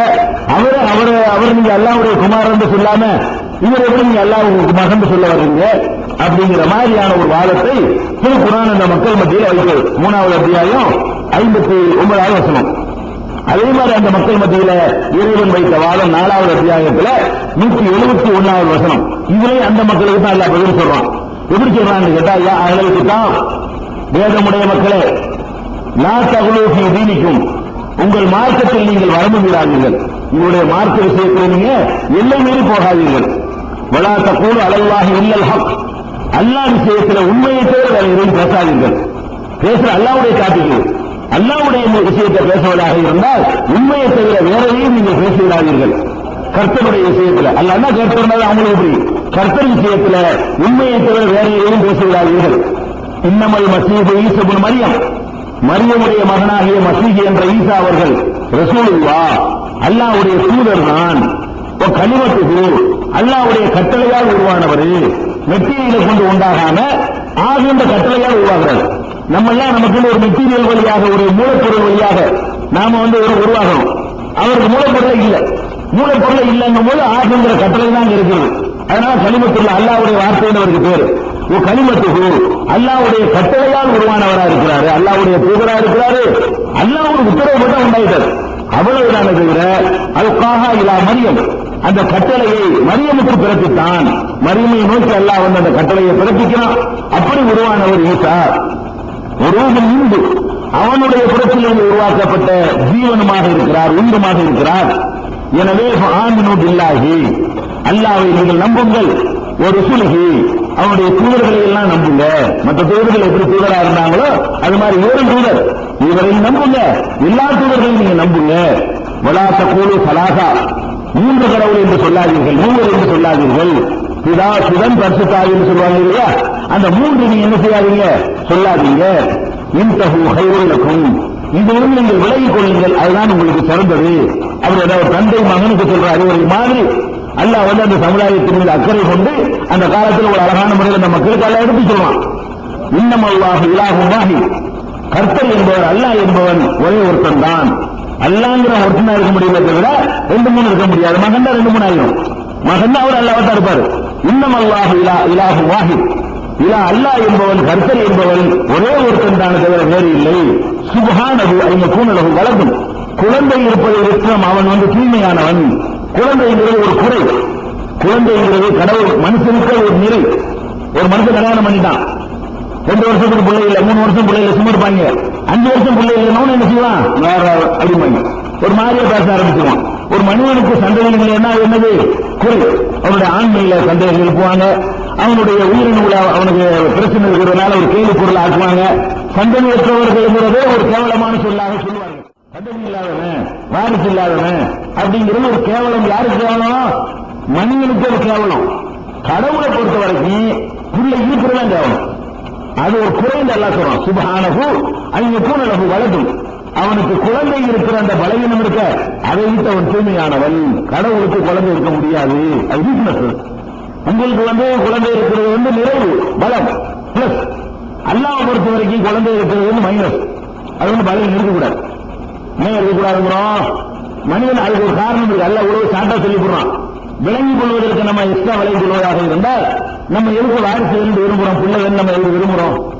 2 காரணத்தை விரும்புறோம். ஒண்ணு நாம முழுமை அடைஞ்சிருவோம், முடியாம போயிடும். நம்ம வேலையை நம்மளே பார்க்க முடியாம போயிடும். நம்ம வயசுக்கு நம்ம சம்பாதிக்க முடியாது. நம்முடைய இயற்கையான மலஜலம் கழிக்கிற தேவைகளை கூட நம்மால் நிறைவேற்ற முடியாது. அப்ப அந்த மாதிரி ஒரு கட்டத்தை நம்ம அடையும் போது நம்ம சாப்பிடணும், நமக்கு தேவைகள் நிறைவேறணும், நமக்கு தங்குறக்கூடிய இடம் வேணும். அப்படின்னா நம்மளிலிருந்து பிறந்த ஒருத்தன் இருந்தான்னு சொன்னா நம்ம கவனிப்பான். அதுக்கு தான் பிள்ளை விரும்புறோம். நம்ம எதுக்கு பிள்ளை விரும்புறோம்? நம்ம இப்படி இருந்துட மாட்டோம். இது 27 வருமா, 30 அப்படி இருந்துருவோமா, 50 அப்படி இருந்துருவோமா? இருக்க மாட்டோம். 80 போவோம், 90 போவோம். 90 போனா வேலை வெட்டி பார்க்க இயலாது, சோறு எந்திருக்கிறது. அப்ப நமக்கு ஒரு பிள்ளை இருந்தான்னு சொன்னா வேலை போடுற மாதிரி தான். அவனுக்கு கொடுக்குற சோறு திருப்பி அவன் நமக்கு தருவான். அதான காரணம். அப்ப அந்த பிள்ளைகளுக்கு நம்ம வளர்க்கணும். நமக்குன்னு ஒரு பிள்ளை இருக்குன்னு சொன்னா நம்முடைய தள்ளாத காலத்துல முழுமை வயசுல நம்மளுக்கு உதவுவாங்க, நம்மளை காப்பாற்றுவாங்க, தெருவுகளுக்கு போட்ட மாட்டாங்க. இதுக்காகத்தான் ஒரு மனிதன் சந்தையை விரும்புகிறான். அதுபோக நம்ம சம்பாதிச்சு கஷ்டப்பட்டு சேர்த்த சொத்துக்கள் எல்லாம் நம்ம இருந்து பிறந்தவனுக்கு கிடைக்கட்டுமே அப்படிங்கிற ஒரு மனநிலை. இதுக்காகத்தான் மனிதன் விரும்புகிறான். ஒன்னும் மரணத்துக்கு பிறகு தான் உழைத்த பொருள்கள் வேற எங்கேயும் போயிடக்கூடாதுங்கிற ஒரு சுயநலம். கல்லாத வயதுல தனக்கு கவனிக்கணும், நம்மளை கவனிக்கிறதுக்கு ஆள் வேணும், நம்ம செத்து போயிடக்கூடாது அப்படிங்கிறதுக்காக வேண்டி தான் மனிதன் பிள்ளைகளை விரும்புகிறார். நம்மளே எடுத்துக்கிறோமே, எல்லாரையும் நல்லா 25 வயசு வரைக்கும் வளர்த்து 25 ஆயிடுச்சுன்னு வைங்களேன், இப்படியே தான் இருப்பீங்க டாக்டர் வைங்க. பிள்ளை விரும்புவதில்லை. நீங்க நம்மளுக்கு ஜாலியா இருந்துட்டு போறோம். குழந்தையா இருக்கீங்க, 10, 15, 25 ஆயிடுச்சு. 25க்கு பிறகு 25 தான். அதுக்கு பிறகு எந்த ஒரு பலவீனம் கிடையாது, முதுமை கிடையாது. இப்படியே தான் இருப்பீங்க. ஒரு பொம்பளை 20 வயசு இருப்பா, அப்படியே 20ஆவே இருப்பா, எப்பவும் அதே பருவத்தில் இருப்பான்னு சொன்னா அவங்க ஏன் பிள்ளை விரும்புறாங்க? நம்ம பிள்ளைங்க இருக்க போறோம், ஜாலியா இருந்துட்டு போறோம். அப்படி அது தொந்தரவு எக்ஸ்ட்ரா சுமையானுங்க. அது இந்த எக்ஸ்ட்ரா சுமையை நம்ம ஏன் சகித்துக் கொள்கிறோம் கேட்டா, பின்னாடி நமக்கு ஒரு லாபம் இருக்கிறதுக்காகத்தான் நம்ம சகித்துக் கொள்கிறோம். அப்ப எல்லாருமே இப்படித்தான் இருப்போம், இன்றும் 16 இருப்போம்னு சொன்னா யாருமே பிள்ளை விரும்ப மாட்டோம். அப்ப அல்லாஹ் பொறுத்தவரைக்கும், கடவுளை பொறுத்த வரைக்கும் அவன் இந்த முழுமையாக போறானா, முடியாம போயிடுமா, ஏழாம போய் படுத்துடுவானா, யாராவது சோறு போட மாட்டாங்களான்னு எதிர்பார்க்க போறான். அவன் முதுமை இல்லாத ஒருத்தனுக்கு எதுக்கு பிள்ளை? உங்களுக்கு முழுமை வரும் கலவனா போவீங்க, அதனால பிள்ளை வேணும். கடவுள் வந்து முழுமையா போயிடுவாரு, ஏழாம போயிருமா அவருக்கு? ஏன்னா புரியல, 14 இவ்வளவு வாங்க முடியல, கட்டி அழுவ முடியல, பாத்துக்க. 10 கடை வச்சிருப்பாரு ஒருத்தர், ஒரு 25 வயசுல நல்லா கவனிப்பாரு, 50 வயசுல நிர்வாகம் பண்ணுவாரு, 60 ஆனா என்ன செய்வாரு? முதல் நீ 2 கடை நீ பாத்துக்க, நீ 2 கடையும் பாத்துட்டு போற, நீ 2 கடையும் பாத்துட்டு போற, நம்ம ரெஸ்ட் எடுக்கா இப்படின்னு சொல்லுவாரு. அல்லாவுக்கு முடியாம போய் இந்த சூரியன் நீ பாத்துக்க, நமக்கு பெரிய கஷ்டமா இருக்கு, சந்திரன் நீ பாத்துக்க, அந்த வானத்தை 7 வானம் மொதல் வானத்தை எடுத்துக்க, இப்படின்னு சொல்ல போறாரு கடவுள். அவருக்கு என்னத்துக்கு பிள்ளைங்க? புள்ள தேவை என்னது? கடவுளுக்கு எதுக்கு புள்ள தேவை? கொஞ்சம் போறாரா, கொஞ்சம் மகிழ போறாரா, என்ன அவசியம் இருக்கு? அப்ப கடவுளுங்கிறவருக்கு வந்து முதுமையோ பலவீனமோ வீக்னஸோ இல்லைங்கக்கூடிய நேரத்தில் அவருக்கு ஒரு புள்ள இருக்கணுங்கிற தேவை அல்லா அர்த்தம் குறைய சொல்லி காட்டணும். சுபானவு ஐயப்பூனளவு வளர்க்கும் குழந்தை என்ற பலவீனம் இருப்பதை விட்டும் அவன் தூய்மையானவன், அல்லது அல்லாஹ் வந்து செத்து போகணும், அப்படின்னா புள்ள தேவை. அல்லாஹ் செத்துட்டா போய் யார் கவனிக்கிறது? எப்ப புள்ள தேவை இருக்குன்னா கடவுள் இருக்கிறாரு, ஒரு 1000 வருஷம் செத்து போயிடுவாரு, அப்ப நான் செத்து போன பிறகு 200 ரூபாய்க்கு வேணும், ஒரு ஆள் வேணும்ல அப்படின்னு சொன்னால் கடவுளுக்கு புள்ள இருக்கும் நியாயம். அப்ப கடவுள் சாகவும் மாட்டாரு, அவருக்கு பலவீனமும் இல்ல, பிறகு எதுக்கு பிள்ளை வந்துறீங்க? அல்ல கேட்கலாம், அவ்வளவு அற்புதமா கேட்கலாம். சுபஹானஹு ஐயப்பூனலஹு வலதுன், குழந்தை இருக்கிற பலவீனத்தை விட்டும் அல்லாஹ் வந்து தூய்மையானவன். அது வந்து பலவீனம், அந்த வீக்னஸ் அவனுக்கு கிடையாது. அல்லாங்கிறவனுக்கு எந்த வீக்னஸ் இல்ல, பிள்ளை என்ற வாரிசு என்ற வீக்னஸ் வந்து அவனுக்கு கிடையாது என்று திருமலை குர்ஆன் அந்த மக்களை நோக்கி பேசுகிறது. இன்னும் சொல்ல போனால் இன்னும் அழுத்தமா அல்ல சொல்லி காட்டான், லஹு மாஃபி ஸமாவாதி மாஃபில் அர்த், இந்த வானங்களில் உள்ளவையும் பூமியில் உள்ளவையும் அல்லாஹ்வுக்கே சொந்தமான உடைமை பொருட்கள் அப்படிங்கிறான். ஒருத்தங்க உடைமையான பொருளை வந்து பிள்ளைங்க யாராவது சொல்லுவானா? இப்ப நீங்க 100 ஆடு வளர்க்குறீங்க, காசு கொடுத்து வாங்கி, அதை வந்து உங்கள இருந்து உருவானது அல்ல, ஆனா உங்களுக்கு சொந்தமானது. உங்கள இருந்து அந்த 100 ஆடு உண்டானுச்சு இல்ல, உங்களுக்கு சம்பந்தம் இல்ல, ஆனா அது உரிமையாளர் யாரு? நீங்க. நீங்க ஒரு பொருளுக்கு உரிமையாளர் இருக்கும்போது தந்தையா இருக்கீங்களா? இந்த ஆடுக்கு நான் தான் வாப்பா, இந்த ஆட்டு சொல்லுங்களா? நீங்க ஒரு ஆட்டுக்கு எஜமானனா இருக்கக்கூடியவன் வந்து அந்த ஆட்டை வந்து அவருடைய பிள்ளைன்னு சொன்னா வருமா இல்லையா? நம்ம எல்லாம் அந்த 6 நிலையில உள்ளார்கள். அல்லாஹ் வந்து எஜமான், நம்ம எல்லாம் உடமையான பொருட்கள். அது இயேசுநாதரா இருந்தாலும் சரி, நபிகள் நாயகமா இருந்தாலும் சரி, ஆதமா இருந்தாலும் சரி, நீங்களா இருந்தாலும் சரி, நானா இருந்தாலும் சரி, நம்ம எல்லாம் அந்த ஒரு ஆட்டு மந்தை நடத்தக்கூடிய ஒரு எஜமானுக்கு அந்த ஆடுகள் எந்த நிலையில் இருக்கிறதோ அந்த நிலையில தான் அந்த அகில உலகத்தை படைத்த எஜமானுக்கு நாம இருக்கிறோம். அப்ப எஜமான் வந்து விலை கொடுத்து வாங்கப்பட்ட ஒரு பொருள் மாதிரி அவனுக்கு உடமையான பொருளாக இருக்கக்கூடிய இடத்துல ஒரு பிள்ளைங்கிற எப்படிப்பா? நீ வந்து நீ வளர்க்கிற ஒரு மாட்டை புள்ளேன்னு ஒத்துக்கிறியா? நீ வளர்க்கிற ஒரு ஆட்டை புள்ளேன்னு நீ ஒத்துக்கிறியா? உனக்கும் ஆட்டுக்கு உள்ள டிஃபரெண்ட் விட எனக்கும் மனுஷனுக்கு டிஃபரெண்ட் கூட இருக்கு. அல்ல சொல்றான், உனக்கும் ஆட்டுக்கு எவ்வளவு வித்தியாசம் இருக்குதோ அதை விட எனக்கும் மனுஷனுக்கு உள்ள வித்தியாசம் அதிகம். நீ எப்படி எனக்கு போய் ஒரு மனுஷனுக்கு போய் பிள்ளைங்கிற? அல்ல கேட்கலாம், எல்லாம் அவனுக்கு சொந்தம். மாதி சமாவாசி ஒமாசில்லால், வானங்கள்ல உள்ளவையும் பூமியில உள்ளவை எல்லாமே அவனுக்கு உடமையான பொருட்கள். இயேசுநாதர் என்பவர் சரி, முகமது நபியும் சரி, நானும் சரி, நீங்களும் சரி, எல்லாம் யாரு? அவனுக்கு உடமையான ஒரு பொருட்கள். இந்த பேனா எனக்கு உடமையானது, என் பிள்ளைய நான் பாக்கெட்ல வச்சிருப்பேன், தேவைப்பட்ட என் பிள்ளையா இது. இந்த பேனாவுக்கு எனக்கு என்ன ரிலேஷன்ஷிப் இருக்கிறதோ அந்த ரிலேஷன்ஷிப் தான் மனிதனுக்கு அல்லாவுக்கு இருக்குது. அவன் எதமா நம்மள பேனா மாதிரி தீக்குவாசி உடைக்கவும் செய்வான், எழுதவும் செய்வான், யூஸ் பண்ணவும் செய்வான், அழிக்கவும் கேட்கல. அந்த நிலையில தான் எல்லாருமே இருக்கிறீங்க அப்படின்னு அல்லாஹ் வந்து 171 சொல்லி காட்டுறான். 172 அடுத்த வசனத்துல அல்லாஹ் சொல்லி காட்டுனா, நீங்க சொல்ற அந்த வாதம் ஏசுநாதராச்சும் சொல்லி இருக்கிறார். அடுத்துக்கலாம், அல்லாவுடைய மகன் அல்லாவுடைய மகங்கிறீங்களப்பா, அவராச்சும் சொல்லி இருந்தா பரவாயில்லை. அவர் சொன்னாரா, மசீஹு ஐயக்கூன் அப்துல் இல்லா, மசீக் இருக்கிறார, மசீக்னா ஈசா நபிக்கு இன்னொரு பேர். மசீக் அவர்கள், ஈசா நபி அவர்கள் அல்லாவுக்கு அடிமையாக இருப்பதை விட்டும் அவர் வந்து புறக்கணித்தவராக இருக்கல. அவர் எப்போதும் நான் அல்லாவுக்கு அடிமைன்னு தான் சொன்னாரு. அவரே நான் அல்லாவுக்கு அடிமைன்னு சொல்லியிருக்கல, நீ ஏன்டா பிள்ளைங்கிறேங்கிறான்ல. அவர் தன்னை சொன்னது வந்து என்ன சொன்னாரு, நான் அல்லாவுடைய அடிமை, அப்படித்தான் அவரும் சொன்னார். உடல் மலாய்க்கத்தில் முகர்ரபூன், இறைவனுக்கு நெருக்கமான வானவர்கள் இருக்கிறாங்க, அவங்க கூட அல்லாவுக்கு அடிமைன்னு ஒத்துக்கிட்டாங்க. இதெல்லாம் விடுங்க, ஈசா நபியை விடுங்க, ஜிப்ரீல் மீகாயில் மாதிரி எப்ப பார்த்தா அல்லாஹ்வோட கனெக்ஷன்ல இருந்துட்டு இருக்காங்களே, அவங்களாச்சும் அல்லாஹ்வுக்கு பிள்ளை ஆயிடுவாங்களா? அவங்க கூட ஆக மாட்டாங்க, அவங்க அல்லாஹ்வுக்கு அப்படிதான். அல்லாஹ்வுக்கு அடிமையாக இருப்பதை விட்டும் அவர்களும் அலட்சியப்படுத்தக்கூடியவர்களாக இருந்ததில்லை. ஒமை எஸ்தன்சிப் அன் இபாதத்திற்கு, அல்லாஹ்வை வணங்குவதை எவன் அலட்சியப்படுத்தி அல்லாஹ்வுக்கு அடிமைத்தனம் செய்வதை அலட்சியப்படுத்திவிட்டு அகந்தை கொள்கிறானோ, நான் அல்லாஹ்வுக்கு மகன் என்று சொல்கிறானோ, நான் அல்லாஹ் அடிமை, நீண்ட அடிமை, நான் அடிமை கிடையாது என்று யாராவது சொல்வானே ஆனால் அத்தனை பேரையும் தன்னிடத்தில் அவன் ஒன்று திரட்டுவான். எல்லாத்தையும் நிப்பாட்டப்படும் சொல் பாத்துக்கிறேன் அப்படிங்கிற மாதிரியான ஒரு வாதத்தை 4:72 அல்லாஹ் சொல்லி காட்டுகிறார். 5வது அத்தியாயம் 17வது வசனத்திலையும் அந்த அன்றைக்கு வாழ்ந்த கிறிஸ்தவ சமுதாய மக்களை நோக்கி திருக்குர்ஆன் சில கேள்விகளை எழுப்புகிறது, சில வாதங்களை வைக்கிறது. 5:17 அது என்ன சொல்கிறது என்று கேட்டால், லகத் கஃபர அல்லதீன காலூ இன்னல்லாஹ ஹுவல் மஸீஹ் இப்னு மரியம், மஸீஹ் இப்னு மரியம், மரியமுடைய மகன் மஸீஹ் இருக்கிறார் ஈசா, அவர்தான் அல்லாஹ் என்று சொன்னவர்கள் இறைவனை நிராகரித்தவர்களாக ஆகிவிட்டனர். இறைவன் இல்லைன்னு சொல்றது ஒண்ணுதான், வேற ஒருத்தரை இறைவன் சொல்றது ஒண்ணுதான். அல்லாஹ் பொறுத்த வரைக்கும் லக்கது கஃபர நிராகரிப்பவர்களாக ஆகிவிட்டார்கள், நாட்டிகர்களாக ஆகிவிட்டார்கள், கடவுளை மறுத்தவர்களாக ஆகிவிட்டார்கள். யார் ஆகிவிட்டார்களா?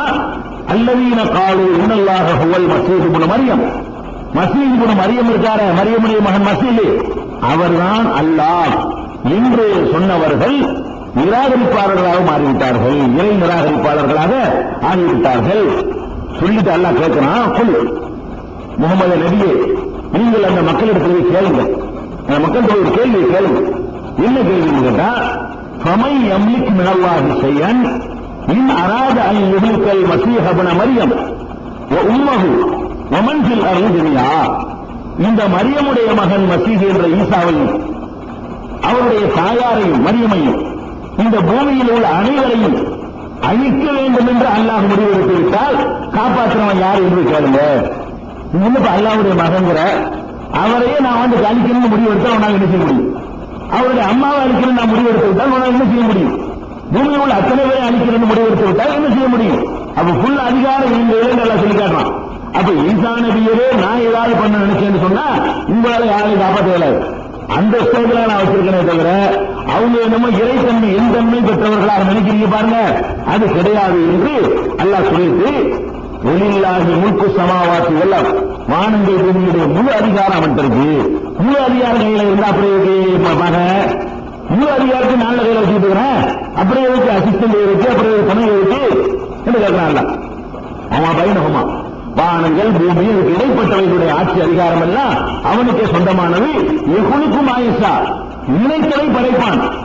அழகான ஆயிஷா எல்லாம் சொல்றான், என்னப்பா இப்படி தந்தை இல்லாம பிறந்தவன மகன்றீங்களா, தந்தை இல்லாம பிறந்த மகன்றீங்களா, நினைச்சத படைக்கிறவன் நான் இப்படி எல்லாம் படைப்பேன், தந்தை இல்லாமலும் படைப்பேன், தாய் இல்லாமலும் படைப்பேன், எத்தனை வகைய வெரைட்டி எல்லாம் படைக்கலாம். மூலப்பொருள் இல்லாம படைக்கப்பட்டாருங்கிறதுக்காக சொல்லிட்டு இருக்கிறீங்க. மூலப்பொருள் இல்லாம மனுஷன்ல படைச்சவன மகன்றீங்க, தாவரங்கள் எல்லாம் படைக்கிறான், அது கொண்டு சொல்ல போறீங்க. சில தாவரங்கள் இருக்கிறது வேத போட்டு முளைக்கும், சில தாவரங்கள் என்ன இருக்கு, புளிய மரம்னா புளிய மூட்டை தூக்கி போடணும், கடுகு வேணும்னா கடுகு விதையை கொண்டு போடணும், முருங்கை மரம் வேணா முருங்கை மரத்துக்கு விதை போட வேணாம ஒரு குச்சியை ஓட்டினா அதுல வளர்ந்துட்டு வரணும். அப்ப அதுக்கு என்ன விதை கிடையாது. செலவுக்கு அல்லாஹ் விதையிலிருந்து முளைக்க செய்கிறான், செலவுக்கு விதையிலிருந்து முளைக்க செய்யறதில்லை. அதுவும் கிளையை கொண்டு வெட்டி வச்சோம்னா அது ஒரு மரம் ஆயிக்கிறோம், அதுல கிளை கொண்டு வச்சு அது ஒரு மரமா இருக்கிறோம். இதுக்கு மூலப்பொருள் ஒன்றுமே கிடையாது. அந்த மாதிரியாக வளர செய்யக்கூடிய தன்மை அல்லாஹ்விடத்தில் இயற்கையாகவே இருக்கத்தானே செஞ்சுட்டு, அதுக்காக முருங்கை மரம் அல்லாஹ்வுடைய பிள்ளையா இருக்குமா? வேப்பமரம் அல்லாஹ்வுடைய பிள்ளை இல்லைன்னா அது விதை இருக்குது. முருங்கை மரத்துக்கு முருங்கை மரம் உதாரணத்துக்கு அது மாதிரி நூற்றுக்கணக்கான மரங்கள் செடிகள் கொடிகள் இருக்கின்றன. அப்ப அது மாதிரி எல்லாம் இருக்கிறது. அதே மாதிரி ஒரு சில உயிரினங்கள் கடல்ல கிடக்கிற உயிரினங்கள்லாம் இருக்கிறது. அந்த உயிரினங்களை பொறுத்த வரைக்கும் அதுக்கு ஒரு கடல் செல்லும் சொல்லுவாங்க. அதை 2 கண்டா வெட்டி போட்டீங்கன்னு வைங்க, 2 உயிரா மாறிக்கணும். ஒரு பொருளை எடுத்து 2 அறுக்கப்பட்டு செய்யும், அது தனியா வேலை செய்யறது, இது தனியா வேலை ஆரம்பிச்சிடும். அறுத்து போட்டு 2 ஆகிக்கலாம், 1 2 ஆகி போடலாம். 2 ஆக்கலாம் என்ன ஆயிரும், அது தனியா செயல்படும், இது தனியா செயல்படும். இந்த அல்லாஹ்வுடைய மகனாயிட்டா இது எந்த ஒரு கருவறையும் இல்ல, அதுவா 1 2 ஆகி போச்சு. இப்படிலாம் எவ்வளவு எவனுக்கும் ஆயேசா, அவன் என்ன படைச்சிருக்கான்னு சிந்திச்சு பார்க்க மாட்டீங்களா? பூமி போறா என்னமோ ஒண்ணுதான் உலகத்துல முதல் நடந்த மாதிரி பேசிட்டு இருக்கீங்க. ஆற்று நடக்குது, மாற்று கழுவை செய்யற எல்லாத்தையும் நடந்துகிட்டு இருப்பா. அப்ப அந்த மாதிரியான உயிரினங்கள் ஏராளமாக இருக்கின்றன. ஒரு சில உயிர் பிராணிகளை எல்லாம் நீங்க துண்டு துண்டா வெட்டினா அத்தனை தனித்தனியா இருக்கும். நம்ம எல்லாம் கோடிக்கணக்கான செல்களால் உருவாக்கப்பட்ட உயிர் பிராணி நம்ம எல்லாம். சில உயிர் பிராணிகள் இருக்கின்றன, ஒரு செல் தான் இருக்கு. அது வெட்டி போட்டீங்கன்னா 2 தனித்தனியா வாழும். கடல் சொரின்னு சொல்லுவாங்க, அது 2 வெட்டி போட்டீங்கன்னா அது 1 இது 1 ஆகிக்கிறோம். அது தனியா வாழும் தனியா வாழும். அது மாதிரி எல்லாம் இருக்கத்தான் செய்கிறது. அவன் எத்தனையோ அதிசயங்களை படைத்திருக்கிறான். மனிதன்ல அப்படி ஒன்று இருக்கட்டுமே நம்ம பார்த்திருக்கிறான். ஒண்ணு வந்து தகப்பனே இல்லாம தாய் இல்லாம ஆதம படைச்சா, ஒரு ஆம்பளையிலிருந்து ஒரு ஆளை படைக்கலுமா? இன்னைக்கு வரைக்கும் இந்த விஞ்ஞானம் கண்டுபிடிக்கல. அப்ப ஹவ்வா படைக்கப்பட்ட அதுக்கு மேல பெரிய அதிசயமாக இருக்கிறது. இவர் படைக்கப்பட்ட மேட்டரை விட ஹவ்வா எப்படி படைக்கப்படுறாங்க? ஆம்பளையிலிருந்து பொம்பளையிலிருந்து ஆம்பளை வரணும் பார்த்துட்டு இருக்கிறோம். அவன் என்ன பண்றான்? அதுக்கு ஏற்கனவே படைச்சு காட்டுறான். ஒரு ஆம்பளையை படைச்சு இப்படி படைச்சிருக்கலாம்ல, ஒரு முதல்ல பொம்பளை படைச்சு அதுல இருந்து 2 பிள்ளை பிறக்கிற மாதிரி ஆக்கி அல்ல கணக்கு அந்த முதல்ல ஒரு பொம்பளையை படைச்சு அந்த பொம்பளை வழியா 2 பிள்ளையை பிறக்க வச்சு அவங்க மூலமா பள்ளிக்கு பிறகு செய்யலாம்ல அப்படின்னு நினைச்சா, நான் என்ன நீங்களோட முடிச்சு எனக்கு சொல்லி தருவது அல்ல, நீ என்ன எனக்கு பாடம் சொல்றேன், எப்படி வேணாலும் நான் செய்வேன், எனக்கு எல்லாம் முடியும் அப்படிங்கிறதுக்கா அல்லா சொல்றான். எவ்வளவுக்குமாயசா நினைத்ததை படைக்கிறேன், நான் என்ன நினைச்சு நான் செய்வேன், என்னதான் நீங்க எனக்கு சொல்லித்தர இயலாது, நினைச்ச மாதிரிலாம் எனக்கு செய்ய முடியும் அப்படின்னு சொல்லி அதுக்கு பதில சொல்லிவிட்டு ஒல்லாம அலா சொல்லி செய்யும் கதி அல்லா எல்லா பொருளுமே என்ன நீ விளங்கணும் கேட்டா, அல்லாவுக்கு எல்லாம் முடியுங்கிறத விளங்குறதுக்கு தான் அந்த கார்த்திகை. அவரை அல்லாவுடைய மகன் சொல்றதுக்காக நீ விளங்கக்கூடாது. என்ன விளங்கணும்? இந்த பாரு அல்லாத கலப்பை இல்லாம படிச்சுட்டாண்டா, அவங்க எப்படிப்பட்ட ஆள்றான்னு நினைக்கணும். இந்த மாதிரியான அதிசயங்களை காணும் பொழுது நீங்கள் புரிந்து கொள்ள வேண்டிய நேரத்தை என்று கேட்டால் படைத்தவனுடைய வல்லமை வழங்கிக்கணும். ஒல்லாஹு அலா குல்லி ஷைஇன் கதீர், அல்லாஹ் எல்லா பொருள்கள் மீதும் ஆற்றல் உள்ளவன் என்று விளங்குவதுதான் இங்கிருந்து உள்ள மேற்றை தவிர படைக்கப்பட்டவருடைய சிறப்புகளை சொல்லிக் கொண்டிருப்பது அல்ல மேற்று அப்படின்னு அதுல பதில் சொல்லி காட்டுதான். அதே மாதிரி வந்து 5வது அத்தியாயம் 72வது வசனத்துல அல்லாஹ் சொல்லி காட்டுகிறான். லகத் கஃபரல்லதீன காலு இன்னல்லாஹ ஹுவல் மஸீஹ் இப்னு மரியம், மரியமுடைய மகன் மசீஹ் தான் அல்லாஹ் என்று சொன்னார்களே, அவர்கள் நிராகரித்து விட்டார்கள். காலல் மசீஹ், மசீஹ் என்ன சொன்னார் தெரியுமா? ஈசா நபி வாழ்கிற காலத்தில் என்ன சொன்னார் என்றால், யா பனி இஸ்ராயீல், இஸ்ரவேல் சமுதாயமே, ஓபுதுல்லாஹ ரப்பி வ ரப்பக்கும், எனது இறைவனும் உங்கள் இறைவனுமாகிய அல்லாஹ்வை வணங்குங்கள். அவர் சொன்னதுதான். ஈசா நபி என்ன சொன்னார்னு கேட்டீங்கன்னா, ஈசா நபி என்ன சொன்னார் என்பதை நாம அந்த பைபிள் மேற்கோளில் இருந்து நம்ம எடுத்து காட்டுவோம் பின்னாடி இந்த தொடர்ச்சியில. முதல்ல குர்ஆன் என்ன சொல்லுகிறது என்பதை தெரிந்து கொண்டு அவர் இதைத்தான் சொன்னார் என்பதற்கு நம்ம வேற அந்த எவிடன்ஸ்களை அந்த மக்களுக்கு எவிடன்ஸ்களை நம்ம காட்டுவோம். முதல்ல தெரிந்து கொள்ள வேண்டியது அது என்ன சொல்றாங்கன்னு கேட்டா, யா பனி இஸ்ராயீல், இஸ்ரவேல் சமுதாயமே, ஓபுதுல்லாஹ ரப்பி வ ரப்பக்கும், உங்கள் இறைவனும் எனது இறைவனுமாகிய அல்லாஹ்வை வணங்குங்கள் என்றுதான் ஈசா சொன்னாரு. அவரை என் இறைவனை வணங்கிட்டு இருக்காரு, உங்க இறைவனை வணங்கிட்டு இருக்காரு, என்னை வணங்கு சொல்லவே இல்லை. பிறகு ஏன் அவருக்கு வணங்குறீங்க என்று அல்லாஹ் கேட்கிறான். இன்னஹு மன் யுஷ்ரிக் பில்லாஹி, மேல ஈசா நபி சொல்றாங்க, என்ன சொல்றாங்க தெரியுமா?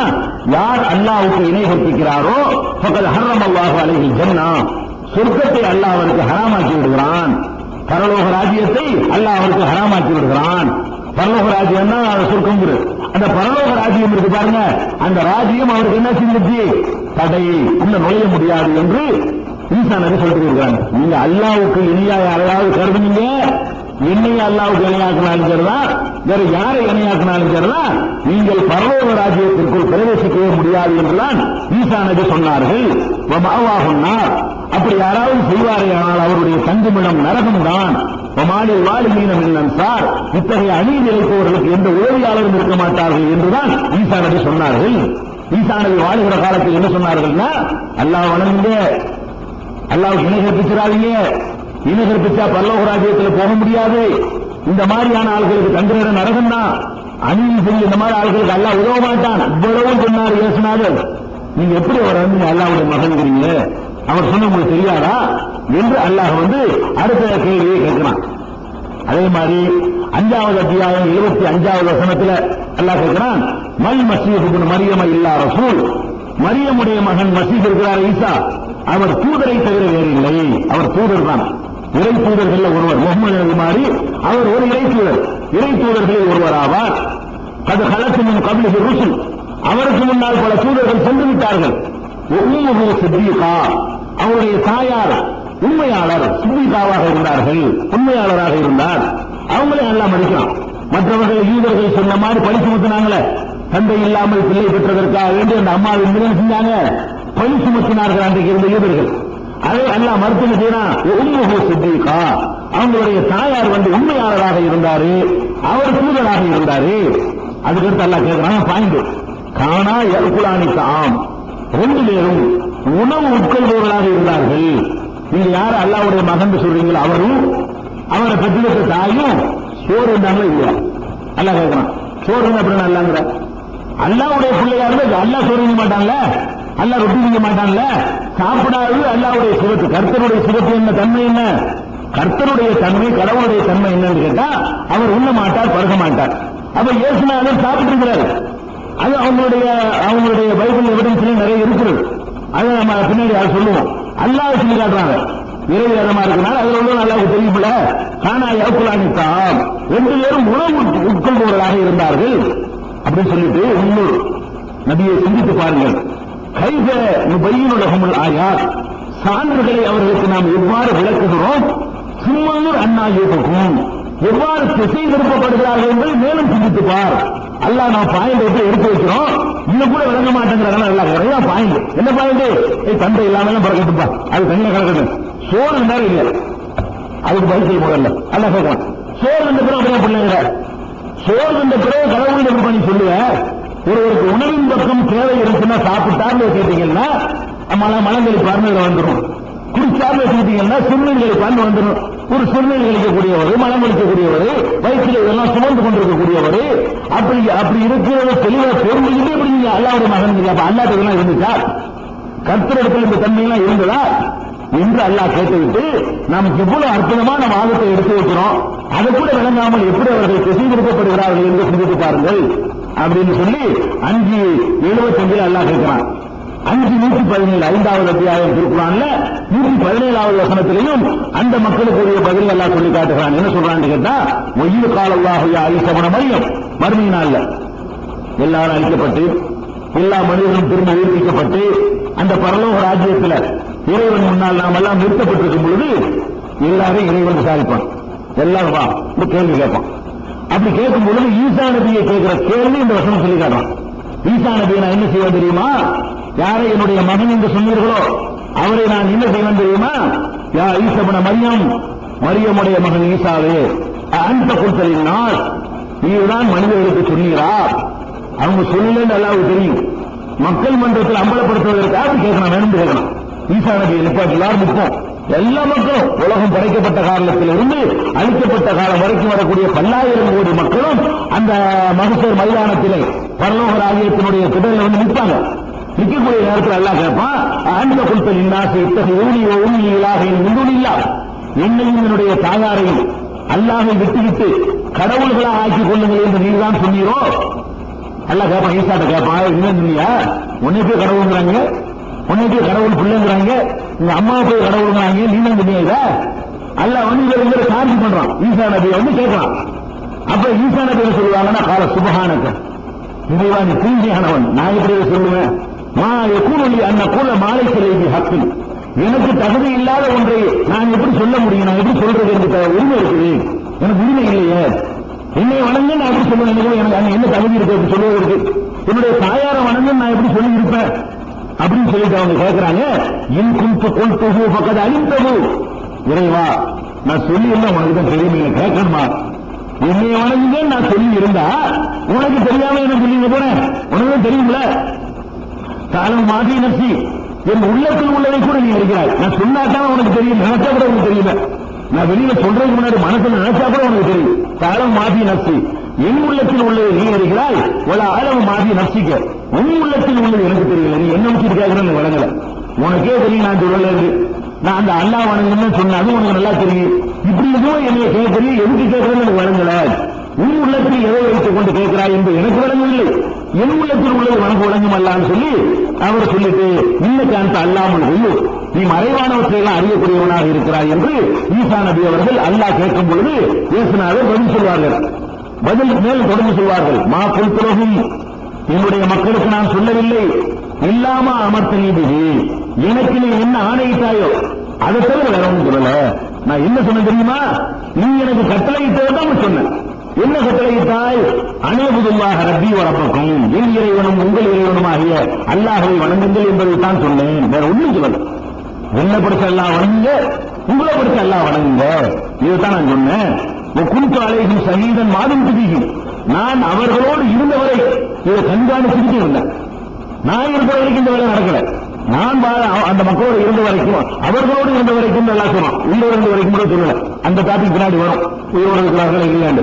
நான் அவர்களோடு இருந்தவரை என்ன செய்து கொண்டிருந்தேன்? கண்காணித்துக் கொண்டிருந்தேன். என் முன்னாடி சொன்னாங்கன்னு கடை பிடிச்சிருவேன். என்ன சொல்றேன்? நான் இருந்த வரைக்கும் அவர்கள்ட்ட எந்த வரைக்கும் ஒழுங்கா நடந்துகிட்டு இருந்தாங்க. புலம்மா தம போய்த்தனி என்னை நீ கைப்பற்றிக் கொண்ட பிறகு குறித்தாந்த ரகீபாலைகள் நீதான் அவர்களை கண்காணிப்போம். அதுக்கப்புறம் நான் பொறுப்பில்லை. நான் அவங்களோடு இருந்த வரைக்கும் நான் கரெக்டா கொண்டு போயிட்டு இருந்தேன். நீ அவங்கள்ட்ட என்ன தூக்கிட்டு சொன்னா அப்புறம் நான் பொறுப்பாளி ஆக மாட்டேன். அந்த அலாக்குள்ளி செய்யும் சொல்லி நீதான் எல்லா பொருளையும் கண்காணித்துக் கொண்டிருக்கிறாய் என்று ஈசா நபி பரலோக ராஜ்யத்தில் எல்லாரையும் கைவிட்டு விடுவார்கள். ஈசா நபி கூட சொன்னாங்க, என் சித்தப்படி யார் நடக்கிறானோ அவன் பரலோக ராஜ்யத்தில் பிரவேசிக்க முடியாது. என் பிதாவின் சித்தப்படி யார் நடக்கிறானோ அவன் தான் பரலோக ராஜ்யத்தில் பிரவேசிக்க முடியும் என்று ஈசா நபி சொன்னதாக இன்றைக்கும் நம்ம பைபிள்ல பார்க்கிறோம். அது டெக்ஸ்டோட நம்ம பின்னாடி சொல்லுவோம். இப்ப தெரிஞ்சுக்கிற வேண்டிய என்னன்னு கேட்டா, ஈசா நபி அவர்கள் அந்த பரலோக ராஜ்யத்தில் இந்த எல்லாரும் கைவிட்டுருவாங்க. எனக்கு தெரியாது. அப்ப அந்த மாதிரி உள்ள விஷயங்களை அந்த மக்களுக்கு எல்லாம் எடுத்து சொல்லி, நீங்க மறுமையை பரலோக ராஜ்யத்தை பாழாக்கி விடாதீர்கள், வெற்றி பெற முயற்சி பண்ணுங்கள் என்று அல்லாஹ் மக்களுக்கு அறிவுரை சொல்கிறான். 9வது அத்தியாயத்தில் 34வது வசனத்திலையும் அவர்களுக்கு தான் அல்லாஹ் பதில் சொல்றான். இத்தகவு அபாரகம் ஒரு ருபானகும் அருபாவும் என்று இல்லா. இந்த மக்கள் தங்களுடைய மத குருமார்களையும் சன்னியாசிகளையும் அல்லாஹ்வை விட்டு கடவுள்களாக ஆக்கிவிட்டார்கள். ஒரு மசீஹபன மரியமுடைய மசீகையும் கடவுளாக்கிவிட்டார்கள். யாரையெல்லாம் கடவுளாக்கிட்டாங்கன்னு கேட்டா, ஈசா நபியும் கடவுளாக்கிட்டாங்க, மத குருமார்களையும் கடவுளாக்கி விட்டார்கள். மத குருமார்கள் இந்த பாவத்தை மன்னிச்சுன்னு கேட்கிறாங்க. அல்லாஹ்விடத்தை கேட்க வேண்டிய அந்த பாவ மன்னிப்பை மத குருமார்களாகிய மனிதர்கள்ட்ட போய் கேட்கிறாங்க. அப்படின்னு சொல்லிட்டு ஒமா உயிரோ இல்லாலி யாவது இலாகம் வாகிதா, ஒரே ஒரு கடவுளை தவிர வேற யாரையும் வணங்கக்கூடாது என்றுதான் அவர்கள் கட்டளையிடப்பட்டிருந்தார்கள். அவங்களுக்கு சொன்ன கட்டளை இது இல்ல. ஈசா நபியின் மூலமாக, இயேசுநாதர் மூலமாக அவங்களுக்கு சொல்லப்பட்ட கட்டளை என்ன? ஒரே ஒரு இறைவனாகிய அல்லாஹ் வணங்குங்கள், லா இலாஹ இல்லா ஹுவ, அவனை தவிர வேறு வணக்கத்திற்குரியவன் யாரும் இல்லை, சுப்ஹானஹு அம்மா யுஷ்ரிகூன், அவர்கள் இணை கற்பிப்பதை விட்டு அல்லாஹ் தூய்மையானவன் என்றுதான் அவர்கள் ஆணையிடப்பட்டிருந்தார்கள். அதை மீறுகிறார்கள். 9:31 சொல்லி காட்டுறான். அதே மாதிரி 43:59 அல்லாஹ் அந்த மக்களுக்கு தான் பதில் சொல்றான். என்ன பதில் சொல்றான்? ஒகாலு, அவர்கள் கேட்கிறார்கள், ஆலிமுத்துனா ஹைருன் அம்ஹுவ, எங்கள் கடவுள்கள் சிறந்ததா உங்கள் அவர் சிறந்தவரா என்று கேட்கிறார்கள். இறைவன் சிறந்தவனான்னு கேட்கிறாங்க. மால் அரபுலக இல்லா ஜதலா, அவர்கள் வீண் விருந்தாவாதம் தான் செய்கிறார்கள் அப்படின்னு சொல்லிவிட்டு அல்லாஹ் ஈசா நபியை பற்றி வாழ்க்கை வைக்கிறான். இன்னும் இல்ல அபுதுன் அண்ணாமனா அழைக்கும், அவருக்கு நாம் அருள் செய்திருக்கிறோம். அப்படி ஒரு அதிகாரம் அவர் வேற ஒன்றும் கிடையாது. ஈசா நபி என்பவர் ஒரு அடிமை. இன்னும் இல்ல அபுதுன், அவர் ஒரு அடிமை தான். அண்ணாமனா அழைக்கு, அவருக்கு நிறைய அருள்கொலைகள் செய்திருந்தோம். கடவுள் இல்ல, இது விளங்காம அவர் சிறந்தவரா இவர் சிறந்தவரான்னு கேட்டுக் கொண்டிருக்கிறார்கள் அப்படின்னு அல்லாஹ் அவர்களுக்கும் அந்த பதிலை சொல்லி காட்டுகிறான்.